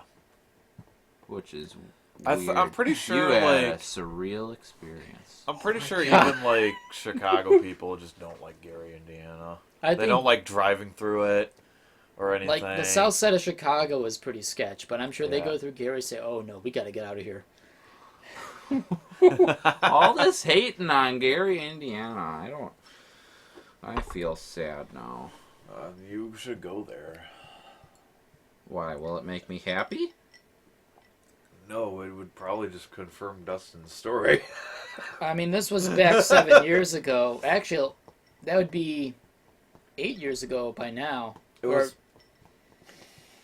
Well, now that means if we went down there now, the cars would be on blocks with their windows smashed in and rusted out. Yeah. It'd just be like rusting hulks. Yeah, just... Why hasn't anyone moved these? I don't know. We shouldn't stay here. This one's got parking tickets since 2009. Ah. But I have been in quite a bit of other parts of cities that may not be the best parts of them, but they're not so bad. Yeah, and I've been through Gary at another point, going to IFC, 2015, but during the day, and that's somewhat different because I knew what area to avoid. Otherwise, it was like any other city. It's just that one night I happened to take the wrong exit on the wrong road that was literally as Gary as it could be. The one other time that I went through that city wasn't actually that bad. But there was a few abandoned factories, but it was probably would be perfect for urban exploring or something. But in South Chicago, I decided to park my car in a flooded street, thinking that no one will ever try to steal my car if I park my car into a flooded road. Well, that sounds really interesting. Silly. Why don't you explain that one, Dustin? So I was visiting an individual by the name of Eric Lepp. Oh, I've heard of him. I've kind of talked with him like once or twice, I think. And we've been longtime friends, and I decided I wanted to spend a day with him. I wanted to hang out with him. Holy cow, I remember who you're talking about. You do? Yeah, I met that person once. Oh. Probably back in 2012. And we decided to go to I think there's a Lincoln Park Zoo or something like that. Somewhere in Chicago. Chicago, yeah, there is. So we decided to make a day of it just to visit that zoo, and we had a lot of fun time and whatnot. And he was talking about, I would hide whatever is in your car, like in your glove box or your center console, so that way it's out of sight. And say, oh, okay. But I couldn't find a good parking spot for my car anywhere because either A, the main street was already full. B, the few spots that could have been available were parked kind of terribly by other people, so I couldn't fit my car in there. And the only option was to park on a side road that I had no actual view of my car, period. So I decided to find a good spot for it. Which spot would be like a good location for a car out of state in South Chicago. And here's this one side street where it was apparently flooded by a fire hydrant that was tested, but it was in a low-lying spot where the water didn't go anywhere. So Where's the street drains, though? I have no idea. There are no street drains down that street. But the water went up to the door sill. So I decided to park my car there. And for the entire day, no one fucked around with my car because A, it was about nearly ankle deep of water. And B, you couldn't get out of your car, so you actually just sat in your car all day because you couldn't because of the water level. Yeah. Or did you climb out the window? How did you get out of your car? I actually jumped on the sidewalk. I was still a good 3-4 feet away. So I ended up just... How the hell did I get it? I think I just took the plunge and started walking in. It's like, fuck it, I'm going home. Yeah, because if you jumped from your car, then you wouldn't have been able to shut the door. Yeah. I was able to find a way to actually use my feet at the time, just oh, there we go. But getting into my car afterwards, oh, this is a bad idea. Then I got wet. Because you found the holes in the floorboards on the cabbie? Oh, no, it's just I had to walk through the water anyway. You had to walk through the water anyway. There was a time where I drove through a flooded street and I floored it and I skipped like a stone. What? Yeah, actually, it's from a road not far from here. If you go down Cleveland and you go past a church, a senior living, and across from that is the baseball, football fields of a school. Mm-hmm. That street was fully flooded, and it rained a lot that night, and I wanted just to get home, and I saw the flooding and whatnot, so I thought, well, what this can't be so bad. But I might flood the car, so I may have to go super fast just to get over it, not thinking how deep it could be. So I took a chance, and I ended up going fast enough down that road, maybe 50 and a 25 or something like that, and I was literally skipping like a stone. And until I got to the other side, and I said, I'm not doing that again. The Cavalier will float this one and only time. It was a graceful ocean liner. Oh, It still fell apart anyway. Yeah, still fell apart. I played around in the snow coming home from work last week, and that didn't end very well. What did you do? What did I do? Well, it was snowy and slushy on one of those weeknights, and I drove nice and safe almost all the way home, and then I got to the subdivision, and that's where the plows hadn't gone through as much yet, so it was more snowy, which means you should drive slower, but instead I turned the traction control off and drove faster and cranked on my handbrake so that I was trying to drift around the corners and be silly. Tofu drifter! Tofu drifter! And I did that for a mile or so, and then I drifted too hard and beached my nose right on the side of the road. Just, oh no! And it went... and the nose was stuck. I didn't go straight off the road. I went backwards and then nosed into it and got stuck. Which was fine, because if I had gone straight off the road, then my car would still be in the bottom of a kettle until springtime. But instead, I just got caught on the snowbank. And I sat there and tried rocking it back and forth. And I grabbed my ice scraper and was trying to dig under the tires. And I was only a half mile from home. So I said, okay. And I called Dad and I said, Dad, I was being stupid. And what did he say? He said, what'd you do that for, you stupid fucker? I don't want to come get you. Now I gotta come get you, don't I? And I said, yeah, I need your help now. And then right before I was gonna hang up, I said, wait, someone's coming. And a person came out through the darkness, and they said, you need help? I said, yep. I said, Dad, you don't have to come get me now. The neighbor's gonna come pull me out. And the neighbor said, I'll go get my big truck. So he drove away. You never came back? No, he came back. Okay. He came back with a big truck, and I have a nice little tow hook, and he pulled me out, and I got home, and Mom and Dad were sitting at the table, and they both looked at me very disappointed. Like they were mad that I got myself stuck in the snow, but they didn't have to do anything about it. And I still got home, and I didn't break my car. I just jammed snow all up under the engine bay, so it's probably still an ice block. I don't know. I just got an oil change, so they probably had a fun time.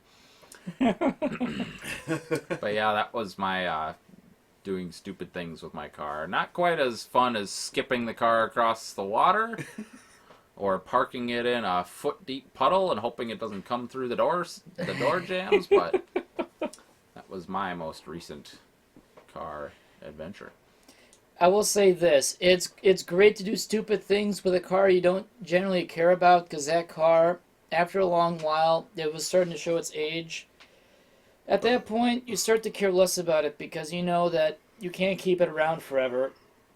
Whereas when you have a nice car, you start being a bit more careful. Like, now I am going to take care of my little squirt. Oh yeah, this cute car is a very nice car. I'm gonna take good care of my car. I'm gonna wax it every day. Because Dustin has a newer vehicle, and Ricky has a newer vehicle. Yes. And I have a newer vehicle. Yes, you do. And I'm putting mine in the snowbank. I am not being nice to my new car. You were actually trying to channel your inner Mitsubishi racing heritage. Yes, I wish I had a turbo 4-cylinder, and I have a lawnmower 3-cylinder. Nani? Nani? And I don't have 4-wheel drive. I have 2-wheel evil. drive. Do you have front-wheel drive? I have front-wheel That drive. is- okay, If good. I had rear-wheel drive, I'd still be spinning on the side roads, or I would be in the bottom of the kettle. You know what? If you actually think about it, there was one other time in the past where you almost nearly bought another Mitsubishi. Remember the Colt Vista wagon? You came with me. Yes. They came to take a look at it. Oh. And I sat in the back seat with every known possible stain unknown to humanity. Yeah. The back well, seats were incredibly, feral. I'm sorry. And apparently it's been painted silver, but the color, but the original car was painted pink. No, there were three coats of paint on that car. There was blue, there was orange, and there was silver. Okay. And you were talking about Mighty Car Mods and blonde cars? Yeah. Blonde pubes, whatever. Yes, you're right. That thing had every stain known to man, and it was probably like a biohazard zone that I stuck him in the back seat with. The back, it was functional. I think it had a third row or something like that. But the seats were so disgusting back there. I decided to just do this the entire time. Didn't even bother buckling up and said, I don't want to touch the buckle. That might give me something. Well, and wasn't the sliding door broken too? That you had It to get was. into? It was still functional, but it no longer slid. You had to manually depress things inside the track to get it to close, and you got to use your butt to kind of close the thing on the outside. Gosh. But apparently, it ran. It had a 5-speed, and It ran. Yeah, I ground the gears test driving it. I think you did okay with that. You actually grinded it wow. once, and you made the tires chirp twice. Yeah, But it wasn't bad though. It was weird because like the tires squealed like they were old or something because I was just taking a left turn. Yep. And I wasn't going that fast, but it just immediately went. Ah! Like, I'm not doing anything. What's wrong with you? I didn't buy that car. No, and I think Okay, it was good. like $900. And Wow, you were that's like asking me, hey, we could probably go to Junkyard and find like a whole new interior for like half that amount. Like we probably would be able to. And then that's where you found, I don't know if it was the Toyota or it was the Century. I forget which one, but it was after the Volvo bit the dust mechanically. You were looking for a new car. The Colt Vista was what you were looking at, and I think... No, it was actually the Camry, and then you found the Camry one day down your block or something. Yep, That- found the Camry. 99,000 miles, and it was a 91. Yeah. And it was as 90s as can be. White exterior with a blue interior. But it was fully functional, though. It was a fully functional car. I'd still be driving it today. Until a tornado happened. If it wasn't Oh, for yeah. the tornado. And the thing still drove afterwards. It's just all the windows were gone. All the windows were gone. The face of my radio was gone. Did someone take that? No, the tornado took it. And my nice hanging shirt was gone, too. The tornado took that as well? Oh, I was laughing really hard.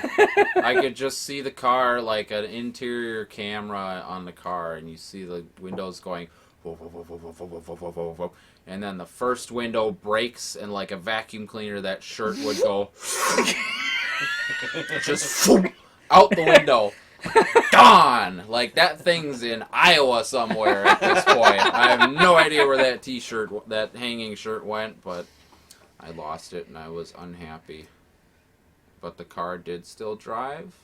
It just smelled very strongly of gasoline when I ran it, so I decided to turn it off so that I wouldn't blow up. And someone else, their car did run, but then the tow truck destroyed the rear transfer case, or the rear differential, when they moved it. Because they decided to hook it there, right? That or they, like, dropped it into the ground because it had too sharp of an angle, and they just cracked the transfer case into pieces. So their truck went from mildly dented to totaled by the towing company. That sucks. And then that's where the Century came into play from a friend of yours, that they were just looking to get rid of a car, and you just happened to be looking for one, and they say, "Do you want a car?" And you're like, "Yeah." Yep. I'm like, yep, I need a car. And that was the best $1,000 ever spent. And we decided to put mud guards on it in my driveway. Mm-hmm. And while doing so, I still felt bad about it, but I was not expecting it to go that wrong.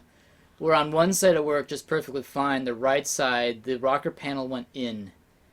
I was using my trolley jack, and then all of a sudden, the car literally collapsed on itself, and the jack went up. It's like, oh, Ben, I'm so sorry. It's like, that's okay. The car was already rusty. Yeah, So that's you true. put the jack on a rusty spot. Well, the rusty spot caved in. Yep. Oh my god.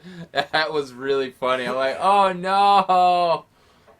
So we decided, because we only took one tire off to do one rear end mud flap, which looked good, and then we decided, you know what, there's got to be a fast way to do it. So the fronts became WRX rally style, where they stuck out more, because we Yeah, just decided, you know what, fuck it, we don't have all night, and we just put self-tapping screws in. It's like, you know what, good, and just stuck out so much. Oh my gosh. Well, we were trying to cut it with a razor knife too, so it'd fit around the splash shield inside. Yeah. Yeah, and Ricky had experiences in that car too. The Camry? No, the Buick. Oh, the Buick? Yeah, that for sure. Yeah. That Coming for sure. coming home from the movie theater Oh, yeah. with the other friend in the car. With the other in a friend. back seat, not buckled up. Yeah, she wasn't buckled up for some reason. I don't know why. And then we were listening to The Lone Ranger. Oh, on NPR, right? Yep. Yeah. Hi ho, Silver! Away! And I played William Tell's Overture was the theme to that show as well. And I was just being an absolute doofus driving home. Bouncing up and down wildly in the seat so that Ricky and the other college friend were laughing at me, and I was being silly on purpose. And then we got to the last street before the dorm, and the refrain played once more. And instead of me bouncing in the seat, I jerked the steering wheel violently left and right. To the left, to the right, to the left and right, to the left and right, to the left and right. And the whole car is going... And all of a sudden, my passengers are getting thrown violently left and right in the vehicle. Like, Ricky is going... Oh my God, where the... He forgot to grab the holy shit handle, and my friend in the back seat, without a seatbelt on, went, and she just boom, boom, boom against both door panels, just whacking herself on everything, and then I stopped, and the song ended, and I stopped. I didn't stop when she was whacking into the door panels. I waited for the song to end. And you know what? You did it right. You end it when the fat lady stops singing. I did not knock my friend unconscious. We got to the dorm and no blood was spilt. And it was very funny to me for the second half of the trip. There is a old mutual individual that we both used to know, and their name will not be mentioned because it's similar to talking about Voldemort in Harry Potter. Oh yes, exactly. Harry Potter. And me, her friend, and her went to a Asian buffet, and she always has no money. Because she wanted to go to Asian buffet and got many of the plates stacked about 1.5 feet high and then consumed all said plates. And then when it was time to go, this is a time when at buffets you paid before you started eating. Nowadays you pay before you eat and sit down. Oh. Then she looked at me and said, I got no money. It's like, well, okay, all right, well, I will pay.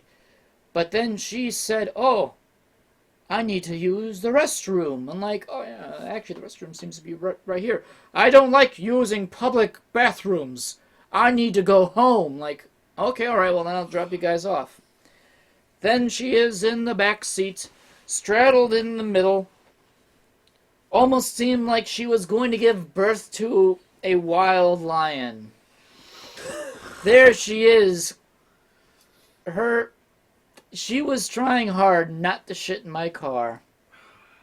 You gotta drive faster! You gotta drive faster! I'm like, I ain't speeding for this. You better not shit in my car. I'm like, ah! And I was like, ah! So when I finally got back to her house in Waukesha, I barely even put the car in park and she already rolled out of the car while it was still in motion. Then she ran back into her house. And there I am, her friend in the front passenger seat, looking at each other like, "Whoa, that happened," and the rear door fully open while I'm still moving. And I then questioned myself: should I even associate with this person who almost defecated in my automobile? Oh wow! She was crowning in a different way. Wow. I have not heard that story before. But you know who I'm talking about. I know who you're talking about.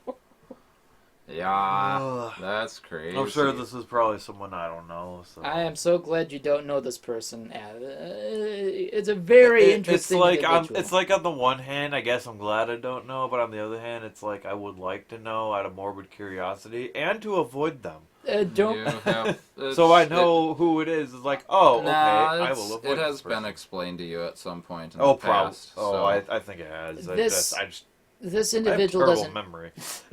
This particular individual actually doesn't really go out to meet so much anymore, especially after the last time. Don't. This individual decided to run a meet at a local B-dubs in Waukesha, which only ran a grand total of 2 times, only once with her, and apparently she had berated the waiter so many times on what type of drink she actually wanted. She had apparently changed her drink order, I think, 4 times before she was satisfied. Then she had her plate of wings, and then she got up and excused herself, saying she needed to use the restroom, which, as we both understand, she does not like to use the public facilities. She bolted without even paying for her food. They were wondering when she was coming back, and then when the time when people got their checks, or their, I guess it's a check. It's a check? Yeah, it's a check. Yeah. They had hers sitting on her chair, which they don't know when she was coming back, and the good people at the meet decided to pay for her as well. That was the last time, as far as I know, that she had attended a meet. Thinking that this meet would continue, all these other furs went back the next month to this venue, thinking that this meet might continue on. Turned out it didn't. They had one more fun evening together, and that was the end of that.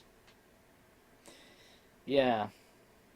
It was very interesting, because she had wanted me to come to the first one, and I was busy, probably for school and stuff like that, so I really didn't have a chance to really go.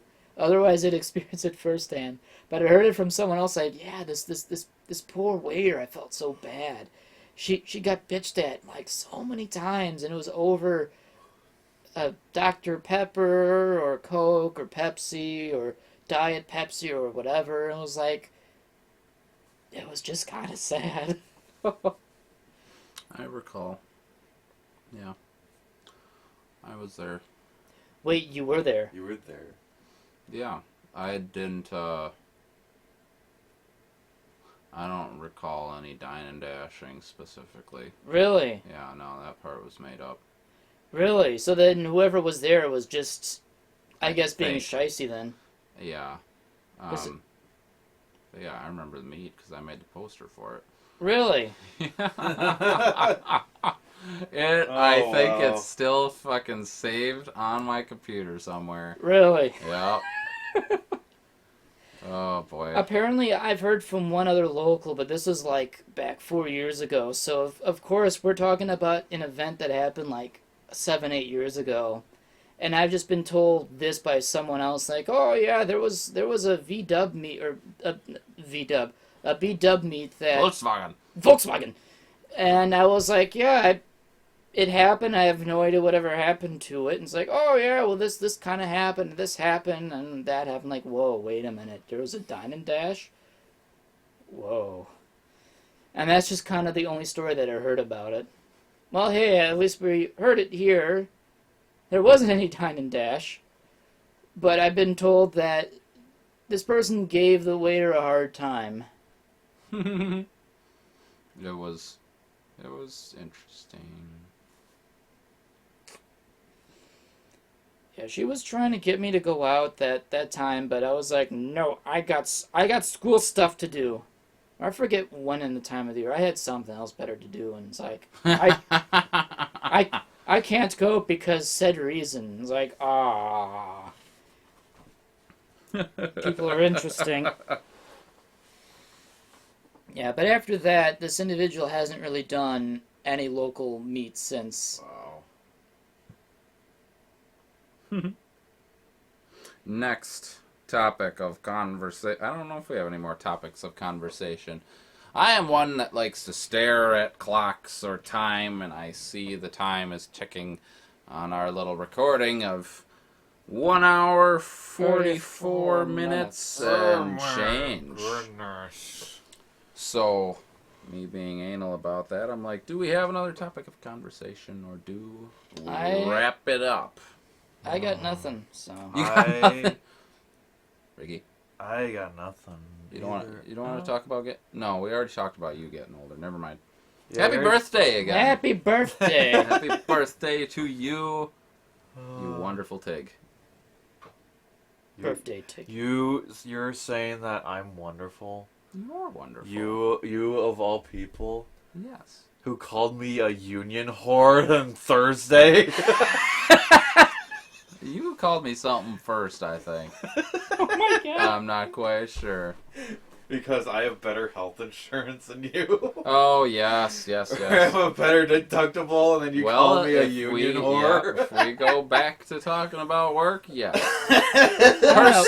Personally, you're wonderful, but when you're on the clock, you're a whore.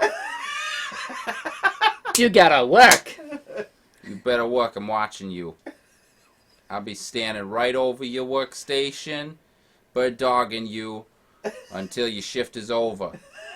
So here's actually an interesting subject that we can probably quickly talk about. Speaking of horrible health insurance, what was the worst deductible you've ever had for health insurance? Mine was about $6,300. That's where I am right now. Oh, really? Really? $6,000 deductible, but that's also the out-of-pocket maximum. So as soon as the deductible's paid, the out-of-pocket maximum is also met, and then everything's supposed to be 100% covered,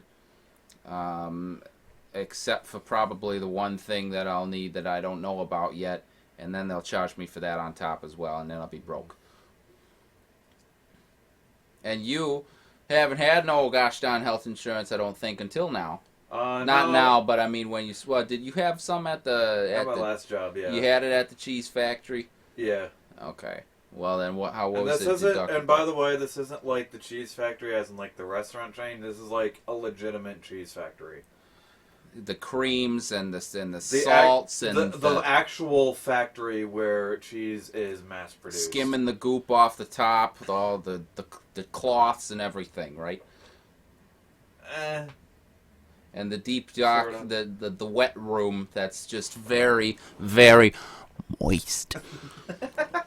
And you had to Honestly, work on that whole plant was moist. moist. No, you gotta lean into the microphone and say that once more. The whole plant was very what? You know what? No, see, fine, whatever. Yeah, pretty much the whole plant, except for affinage, which is basically just a dry cellar. But pretty much the whole plant, it was very moist. How moist was it? Try to think. Try to think of a good analogy. It was as moist as a wet seal. It was as moist as my butthole.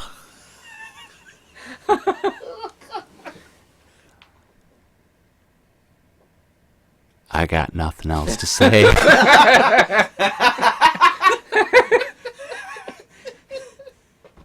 But that doesn't answer the question about the deductible. Actually, I'll be honest, I really don't remember what my deductible was for my last job. Or the job before that. When I worked at a propane facility. Oh, you that's see right. Hank? Yeah. Did you see Hank? No. Oh, damn it. Yeah. Oh, that's right. You had that job. Too. But, I mean, I did have, like, a... Actually, that one, I don't think I had, like... No, because that was seasonal work, wasn't it? Yeah, pretty much. You weren't yeah, full hire yet. I didn't have, like, they didn't really want to fully hire you because you're always smoking cigarettes too close to the filling station. That won't explode. You gotta go across the street. Nah, that's too much walking. And you just lighten it up like that. They'd have to shut the whole place down. And you're like, this place stinks. They want me walking across the street all the time. And I gotta fill these tanks, and they're really heavy. And it's like really kind of working out, which later in life you like working out a little bit, doing a little bit of boxing, stuff like that. So it was getting you ready for that, but you didn't like it at the time, so they fired you. Or you quit. One of the two. It didn't really matter. You didn't like the job. I just quit. You just I quit. had to go back to college. Yeah, that's right. See, seasonal worker. What am I telling you? Yeah, so I basically didn't have... Yeah, I didn't really have, like, health insurance, quote-unquote, for that job. I just had just your basic required coverage. So that was Cobra. Yeah, probably. I think that is Cobra. Probably. I don't know. I was just like, oh, it's a job. I get money. Oh. And I'm not in college, so I I have can work full-time. employment. So I didn't really give a shit. But at my last job at the cheese factory, I had like a legitimate like health insurance, but I don't remember what the deductible was. Didn't matter. He probably never went to the doctor anyway during that time. No, I didn't. He didn't have any serious ailments that threatened his life and limb, so it didn't matter. But now he's the best of the best. I'm the voice of the voice. You're in some sort of union as well, so I don't know where you land. Actually, I really don't know what my new Well, I mean, it might be pretty good if it's with a union. I would hope so, Because I will say, my deductible I found actually is like $1,200. You whore. That's actually incredible. That's It actually is. better than my dad, and he's at like Yeah. 3,200. That's Except incredibly it's rare. through like Dean Healthcare. It's not through Blue Cross Blue Shield, which is weird. Yeah, so that So it's very specific for some reason. you got a very low deductible, but your doctor actually works in the Twin Cities. So if you want to get anything done, like that, basically, your butthole's a little more itchy than usual, you're going to have to go out of state, and then they're going to get you anyway if you go at the wrong time of day. Then it'll charge you as out of state, and it's going to cost you an arm and a leg. Your life and limb will be threatened because of your itchy butthole that you couldn't get fixed. It's very specific, like you said. I've done my research on Dean Insurance. I'm not sure if you should trust those guys. I kind of don't, really. Kind of don't. Well, time will tell.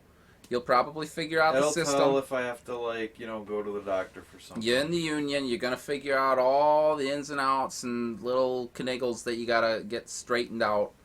Yeah. How you do it perfect so you do as little work as possible.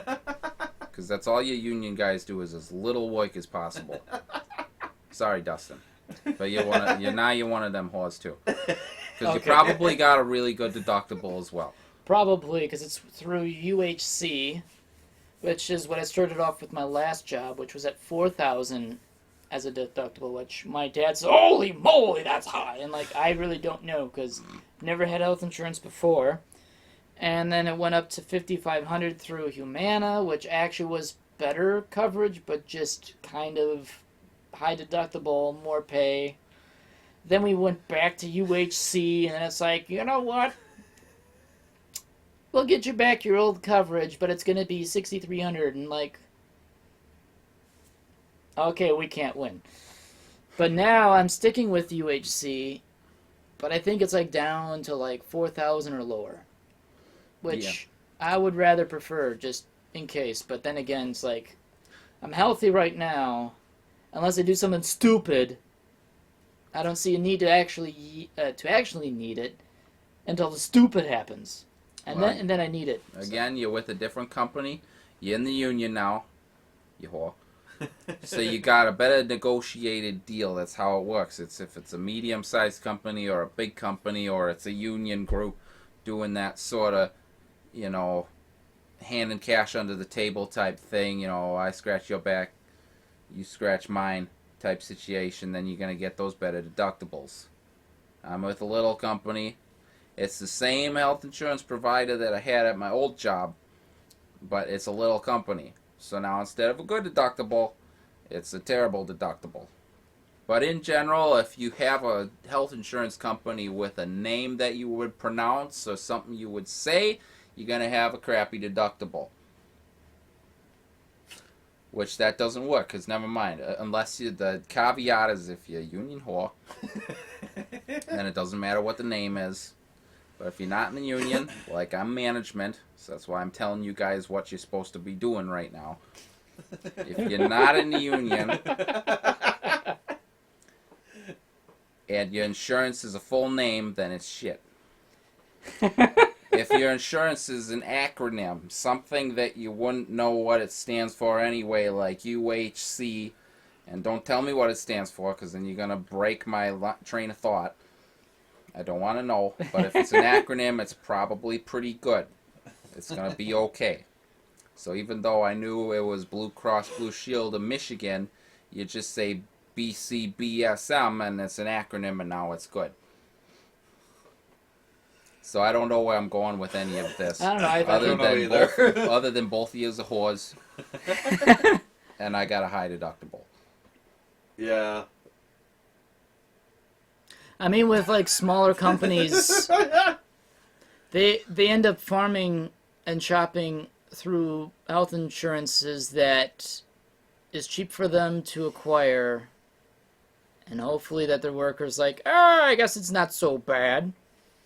At least with like the old company, they were more like, if it's cheap, we'll take it. We don't care if it's kind of, we'll just take it. And then when we switched to Humana, which for the longest time, if you had Humana healthcare, you were kind of at a disadvantage because Humana is kind of garbage.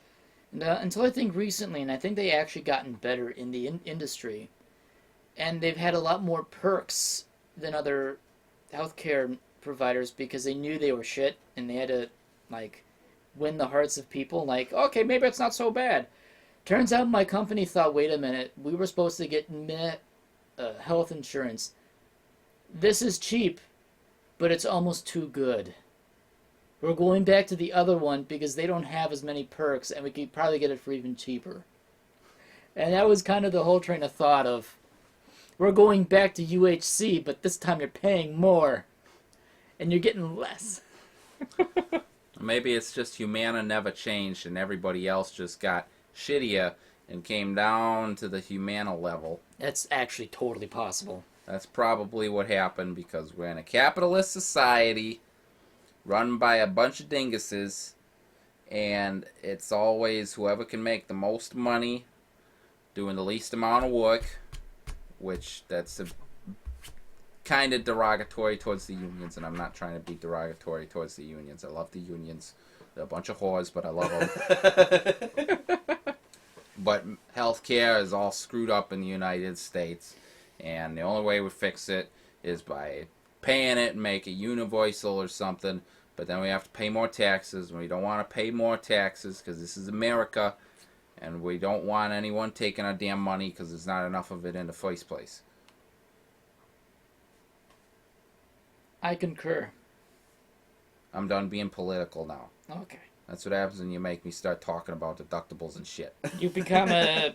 You sound like you've just got off the boat from Jersey Shore. Something like that. I also had a little stint out there in Rhode Island, waving to all those people now. They call themselves Little Roadies.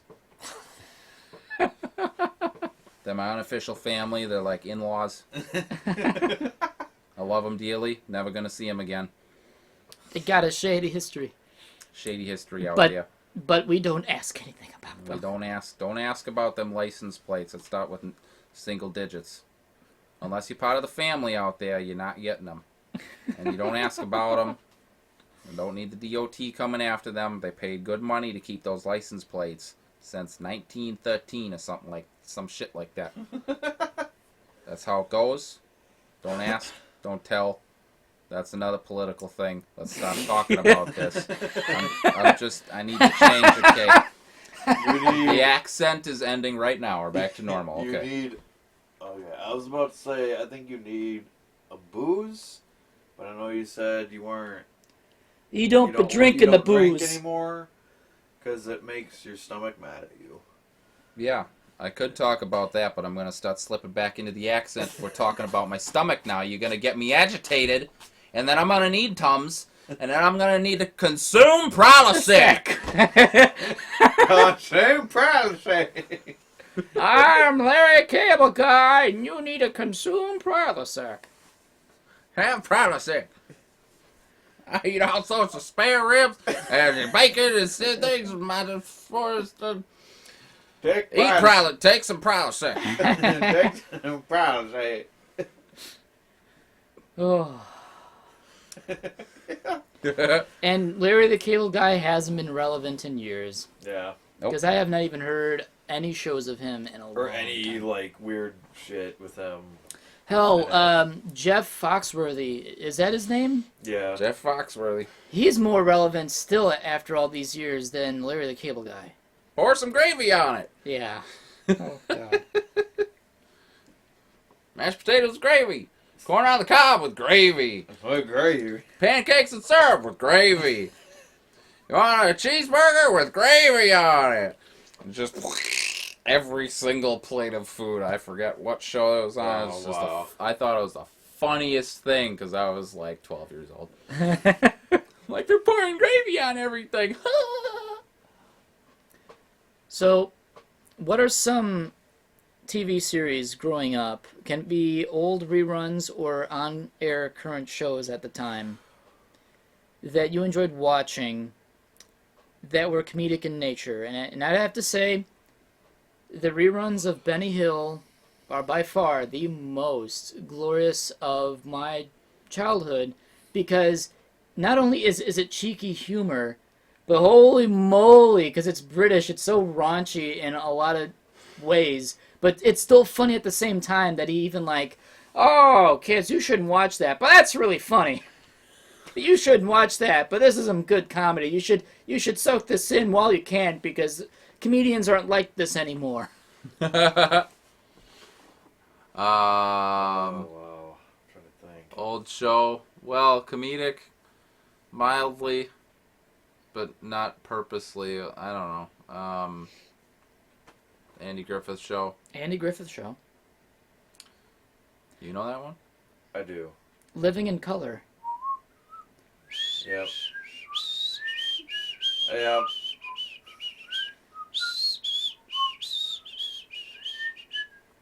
I know that. I would have to say, Sorry, that whistle tune is the only whistle tune I know. I think Oh my gosh. the Chappelle Show, Living in Color. Now this is back in the 90s. Like, this is actually stuff that was, I didn't watch while it aired, but in the early 2000s they were still airing reruns of these shows that were still like prime time television. My favorite from the 90s that I started watching in the 90s is Whose Line Is It Anyway?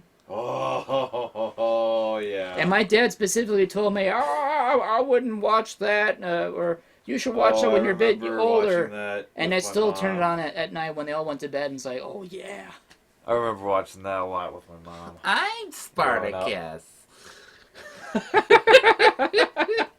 Yeah, that one was really good. That one. Oh, but that was current at the time, yeah. I keep Yep. thinking of old shows that I would have watched, but I don't know. I can't think of many current ones unless I'm just overthinking it, but a lot of the older stuff just was clever. Yeah.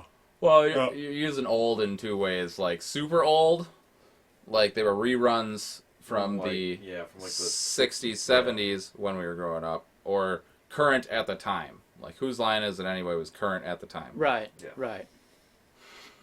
So actually there's multiple ways that we can go about that.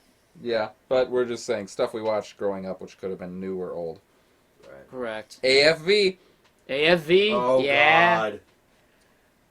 Good times. That's basically just early YouTube. Did you watch pretty Did you watch the early '90s one?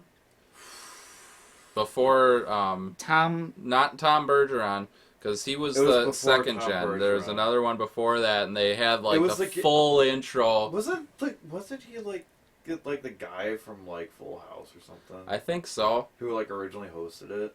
Yeah. Yeah. I don't think I've seen that, but I did see the one with like Tom. Red, white, and blue.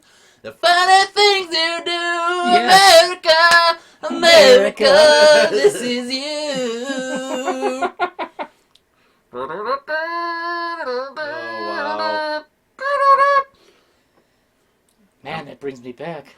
Holy shit. And just laughing out, just laughing out a gut out, just watching some stupid kid my age with a baseball bat toward adults. It's like, They'd always add in a little extra sound effects, though. So then, Yeah. boom, boom, Yeah. oh, man falls over. But they would do the musical, like it's pre-internet or pre-high-speed internet, which we already covered it's like that. Pre YouTube. Yeah, but Oh, they yeah. would do the musical collages where they would take the theme of like someone eating shit or like sports-related silliness or falling in the snow and take all those clips and mash them together rapid fire. Yeah. So you just start laughing and then you keep laughing and you're laughing so hard and then you run out of breath and then it's over and it's like, play it over again. yeah, Like AFE did that really, really good. Yeah. Making those funny mashups, putting them together. Oh my goodness. That was comedy growing up that I always tuned to every evening if I could. Every evening? About every evening, where any evening that show was on. Every Sunday night at 6 p.m. AFE, get ready! We're eating pizza! Eating pizza, AFE, come on, like, just making mouth noises and trying not to choke from laughter while watching the show. Yeah, because you just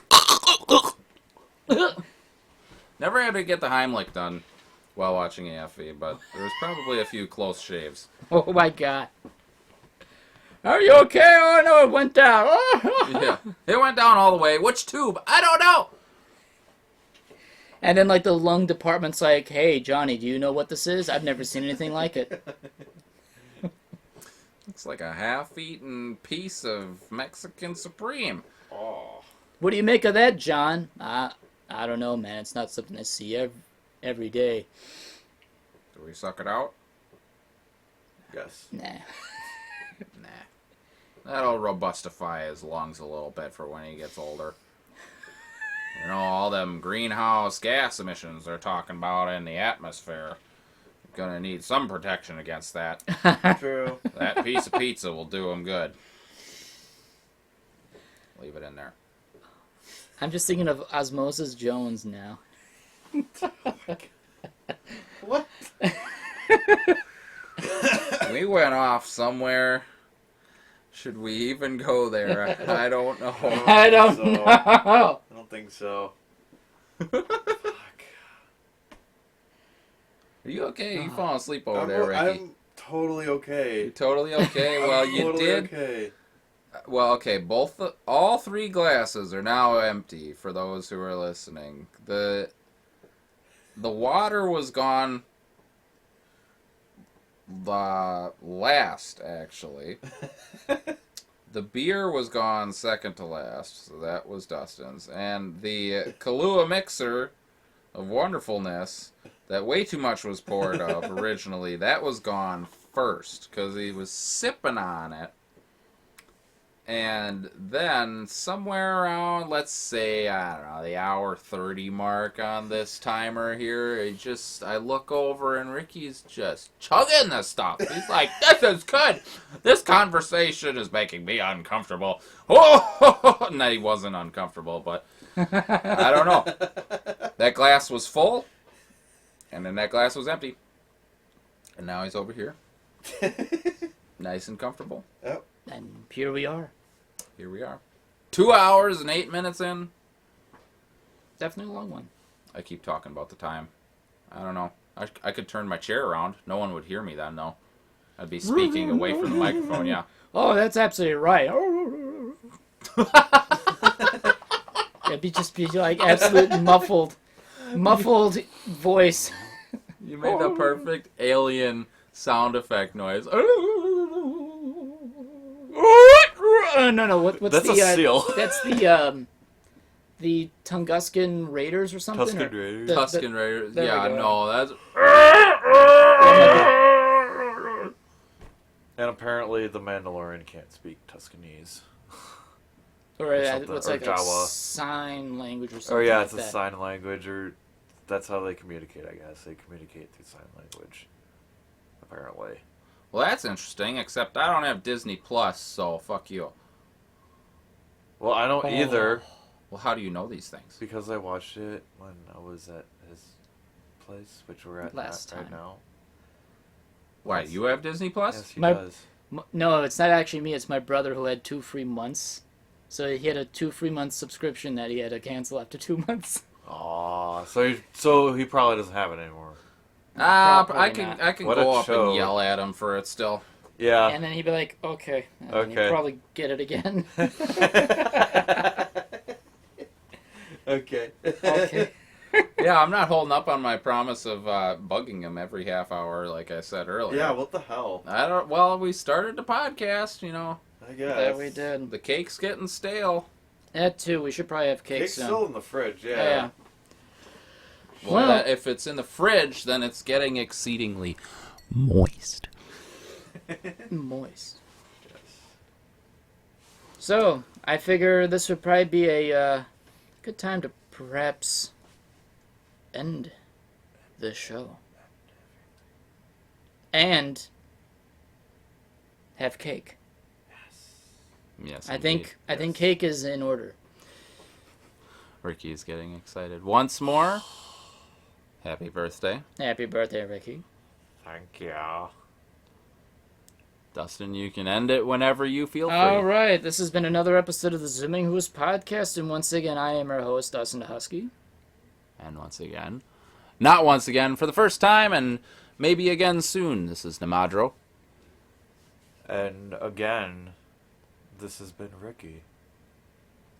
Thank you for tuning in to a quite crazy and fun-filled episode of Doofuses talking a lot to each other in front of a burnt marshmallow on a stick.